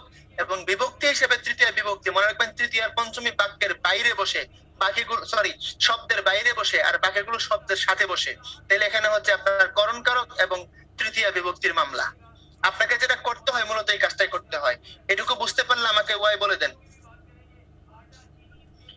কখনো কখনো আপনি দুটো শর্ত পাবেন, হতে পারে কখনো কখনো আপনি দুটো শর্ত পাবেন। যদি দুটো শর্ত পান, যেটা বেশি শক্তিশালী সেটা কাউন্ট করবেন। এরকম আমরা পাবো, আপনাদের দেখাবো। এটুকু বুঝছেন কিনা একটু বলেন।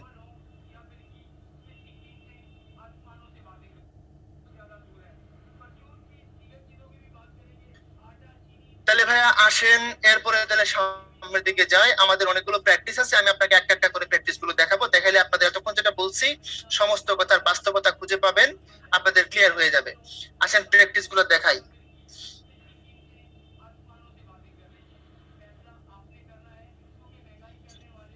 নিচের বাক্যটি লক্ষ্য করুন। হাজী মোহাম্মদ মহসিন হুগলিতে তার নিজ বাড়িতে প্রতিদিন সকালে সিন্ধুক থেকে নিজ হাতে গরিবদের অর্থ দান করতেন। এখানে আপনি সবগুলো কারক পাবেন। যদি বলি হাজী মোহাম্মদ মহসিন কি হবে? তাহলে এটা হবে আপনার কর্তা এবং শূন্য। যদি বলি হুগলি কি হবে? ভাইয়া হুগলি হচ্ছে পশ্চিমবঙ্গের একটা জেলার নাম। তাহলে জায়গা বোঝানোর কারণে অবশ্যই সেটা কি হয়ে যাবে? এটা হয়ে যাবে অধিকরণ। তাহলে হুগলি হয়ে গেল আপনার অধিকরণ। আর তে থাকার কারণে হবে সপ্তমী। যদি বলি বাড়িতে, তাহলে এটা আবার হবে অধিকরণ। কেন? কারণ এটা জায়গা। অধিকরণে কি হবে? সপ্তমী। যদি হয় প্রতিদিন সকালে, প্রতিদিন এটা হচ্ছে সময়। সময় বুঝাইলে কি হয়? সংজ্ঞায় পড়ছি অধিকরণ হয়। অধিকরণের দিন কোনো বিভক্তি না থাকার কারণে শূন্য। সকালে সময় বুঝাইছে, সময় বুঝাইলে আবার অধিকরণ, অধিকরণের সপ্তমী। এখন আসেন সিন্ধুক থেকে। ভাইয়া যদি চলে যায়, যদি কমে যায়, যদি দূরীভূত হয়, সহজ কথা, যদি কমে যায়, চলে যায়, যদি দূরীভূত হয়, মাইনাস হয়, তখন সেটাকে বলা হয় অপাদান। তাহলে সিন্ধুক থেকে অর্থ চলে গেছে, কমে গেছে বা দূরীভূত হয়েছে। সো এটা হয়ে যাবে আপনার অপাদান। হতে থেকেছে হওয়ার কারণে পঞ্চমী। নিজ হাত, গরিবদের অর্থ তো তিনি দান করেছেন, তাই তো? তার যন্ত্র সহায়ক বা উপায় হচ্ছে তার নিজ হাত থাকার কারণে এটা হয়ে যাবে করণ এবং এটা হবে আপনার সপ্তমী। হাতে এ। কাদের অর্থ দিতেন? গরিবদের। যাকে আপনি দিয়ে দিবেন চিরকালের মতো, সেকে যদি নির্দেশ করে সেটা হয় সম্প্রদান।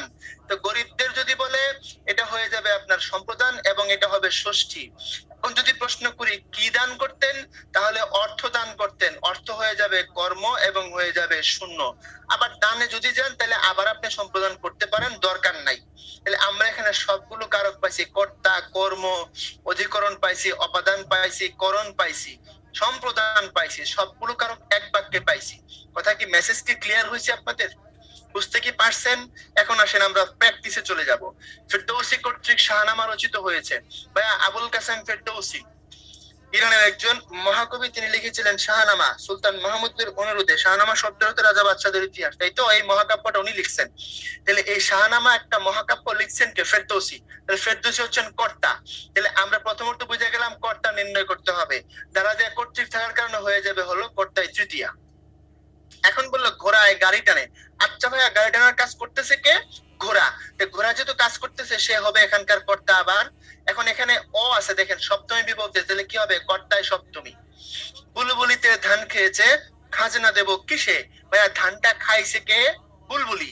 তো বুলবুলি যেহেতু ধান খাওয়ার কাজটা করছে, এখানে ক্রিয়া সম্পাদন করছে, সো ও হলো বুলবুলি হলো এখানকার আবার কর্তা, তে থাকার কারণে এটা আবার সপ্তমী। এরপরে আসেন ডাক্তার ডাকো। অনেকে বলবেন ভাইয়া ডাক্তার ডাকো, এটা তো র ষষ্ঠী হবে না, ষষ্ঠী হবে না, কেন হবে না বলছি। দেখেন ডাক্তার ডাকো যদি প্রশ্ন হয় কাকে ডাকো, ডাক্তার ডাকো, তাহলে আমরা পাইলাম এখান থেকে কর্ম, আর কর্মে হলো শূন্য। এখন অনেকে বলবেন ভাইয়া র সমান সমান কি বিভক্তি, ষষ্ঠী বিভক্তি। মনে রাখেন বিভক্তি বাদ দিয়ে দিল শব্দ থাকে, এই কথা বুঝেন, বিভক্তি বাদ দিয়ে দিলে কি থাকবে, শব্দটা থেকে যাবে। একটা শব্দের সাথে বিভক্তি যুক্ত হয়, বিভক্তি শব্দ গঠন করে না, কথা বোঝার চেষ্টা করেন। বিভক্তি কি করে না, শব্দ গঠন করে না, বিভক্তি শব্দের সাথে যুক্ত হয়ে বাক্যের অর্থ তৈরি করে, এটা আমরা জানি। বিভক্তি যেহেতু শব্দ তৈরি করে না, শব্দের সাথে যুক্ত হয়, অর্থাৎ একটা শব্দ আগে থেকেই থাকবে, শব্দ এক্সিস্ট করবে, তার সাথে বিভক্তি গিয়ে যুক্ত হবে মেহমান হিসেবে, তাহলে শব্দটা হলো এখানে ডাক্তার। কথা বুঝতে পেরেছেন? আপনি যদি র বাদ দিয়ে দেন ওটা হবে ডাক্তার। বুঝে থাকলে বলেন, রকে যদি বিভক্তি কাউন্ট করেন তাহলে শব্দ থাকে না, শব্দ আহত হয়। এই জন্য আমি রকে কি করব না, এখানে বিভক্তি কাউন্ট করব না, এটা শব্দের অংশ। সো ডাক্তার ডাকো। Message clear? কর্মে শূন্য হয়ে গেল। এরপরে আসেন যদি আগে বাড়ি, আগে বাড়লে কি পায়, লাঙল দ্বারা জমি চাষ করা হয়। ভাইয়া লাঙল কি এখানে, লাঙল হলো যন্ত্র সহায়ক বা উপায়। তাইলে আমরা যন্ত্র সহায়ক উপায় হলে আমরা তারা কি বলি, আমরা বলি করণ, দেন তার সাথে হবে তৃতীয়া। শিকারি বিড়াল গোফে চেনা যায়, গোফ হলো শিকারি বিড়াল চিনবার উপায়, লিখে দিছি। গোফ কি, শিকারি বিড়াল চিনবার উপায়, উপায় হিসেবে এটা হয়ে যাবে কি করার ভাইয়া, এটা হয়ে যাবে করণ কারক, এবং এ থাকার কারণে এটা হবে আপনার সপ্তমী। উপায়টা ব্র্যাকেট করে দেই। লোকটা জাতিতে বৈষ্ণব, দ্যাটস এন এক্সেলেন্ট কোশ্চেন। আপনারা প্রশ্ন করুন ভাইয়া এটা তো কোনো কারকের দিকে ফেলতে পারতেছি না, না অবশ্যই হবে। খেয়াল করে দেখেন, লোকটা যে বৈষ্ণব তারে চিনছি আমি, হয় তার গেরুয়া বসন দেখে, না হয় তার মাথার টিকি দেখে, না হয় তার গলার মধ্যে পুতির মেলা, না হয় তার শরীরের মধ্যে পইতা, সামথিং এলস, কিছু একটা আছে। সুতরাং আমি কোনো না কোনো উপায়ে আমি তাকে কি করছি, আমি তাকে আইডেন্টিফাই করছি সে হচ্ছে বৈষ্ণব। সুতরাং লোকটা জাতিতে বৈষ্ণব, এটা উপায় হিসেবে ব্র্যাকেট দিয়ে দিলাম, কি হয়ে যাবে, করণ কারক হয়ে যাবে। মেসেজ কি ক্লিয়ার? বুঝতে পারছেন নাকি আমি একাই বুঝলাম? তারপরে আসেন ভিখারিকে ভিক্ষা দাও, ধোপাকে কাপড় দাও। দুটো উদাহরণ পাশাপাশি আছে, ভাল লাগছে দেখা, খেয়াল করেন ভাই। আপনি ভিখারিকে ভিক্ষা দিলে কখনোই পাবেন না, ধোপাকে কাপড় দিলে ফিরে পাবেন। মনোযোগ দেন, এখন যারা লিখবেন না কাইন্ডলি একটু দেখেন। দেখেন তো প্রথমত দুটোকে কর্ম করা যায় কিনা। কাকে ভিক্ষা দাও, ভিখারিকে। কাকে কাপড় দাও, ধোপাকে। আমরা বলেছিলাম যদি ক্রিয়াকে আমরা কি বা কাকে দ্বারা প্রশ্ন করি তখন আমরা কর্ম পাই। এখন এই দুইটাকে প্রথমত আমরা চাইলে কর্ম করতে পারে কিনা আমাকে একটু বলেন আপনারা, চ্যাটে বলেন দুটোকে আপনি কর্ম করতে পারেন কিনা আমাকে বলেন তো চ্যাটে।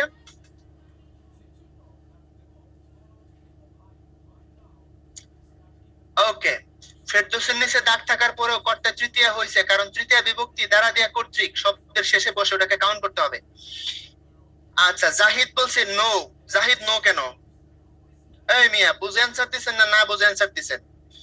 আমি বলছি এটাকে কর্মে নেওয়া যায় কিনা, প্রথমত নেওয়া যায় কিনা খেয়াল করেন, বেশ না দেন। ভিখারিকে ভিক্ষা দাও, কাকে ভিক্ষা দাও, ভিখারিকে। কাকে কাপড় দাও, ধোপাকে। ফার্স্ট সেন্সে এটাকে আপনি কি করা যাবেন, আপনি কর্মে নিতে পারবেন। কিন্তু বিতর্ক হলো এরপরে। বিতর্কটা কি? বিতর্ক হলো এই, যদি আপনি ভিখারিকে ভিক্ষা দেন চিরকালের মতো হয়ে যাবে, আপনি তাকে দান করে দিলেন, আপনি তাকে সম্প্রদান করলেন, আর ফিরে পাবেন না। সো ফিরে না পাইলে তখন আর তাকে কর্ম বলবেন না, তখন তারে বলবেন সম্প্রদান। কথা বুঝতে পেরেছেন? আবার দেখেন ধোপাকে আপনি কাপড় দিয়ে দিচ্ছেন কিন্তু চিরকালের মতো দেন নাই, আপনি আবার ফিরে পাবেন, ফিরে পাবেন আপনি। যদি আপনি ফিরে পান সেক্ষেত্রে আর সম্প্রদান বলবেন না, সেক্ষেত্রে তাকে আপনি কর্মই রেখে দিবেন। কথা কি বুঝতে পেরেছেন? মেসেজ ক্লিয়ার হয়ে গেছে? যদি মেসেজ ক্লিয়ার হয়ে যায় তাহলে আপনি এটাকে সম্প্রদান বলছেন, এটাকে কর্ম বলছেন। এখন আসেন এখানে ওকে, এখানে ওকে। এখন প্রশ্ন হলো ভাইয়া দ্বিতীয় বিভক্তি যেটা যেটা দ্বিতীয় বিভক্তি সেটাও পড়ছি আমরা কে, যেটা চতুর্থী বিভক্তি সেটাও পড়ছি কে। আচ্ছা তাহলে কখন দ্বিতীয় বলবো কখন চতুর্থী বলবো? মনোযোগ দেন, একবার বলবো দ্বিতীয়বার বলবো না। আপনি সব সময় কে যখন পাবেন তখন দ্বিতীয় বলবেন, সব সময়। শুধুমাত্র সম্প্রদান হয়ে গেলে তাকে আর দ্বিতীয় বলবেন না, তখন শুধুমাত্র তাকে কি বলবেন, চতুর্থী বলবেন।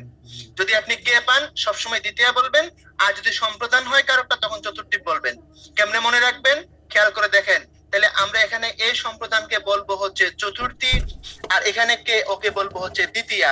আচ্ছা ভাইয়া, সম্প্রদান বানানটা, কর্ম বানানটা সাইজে কোনটা বড়? সাইজে সম্প্রদান বড়, বড়র জন্য 4, ছোটর জন্য 2। 4 বড়, 2 ছোট, বড়র জন্য বড়টা, ছোটর জন্য ছোটটা। এটাই বুঝাইছি, মনে রাখবেন। শুধুমাত্র সম্প্রদানের বেলায় চতুর্থী বলবেন, বাকি অলওয়েজ দ্বিতীয়া বলবেন। Is it clear?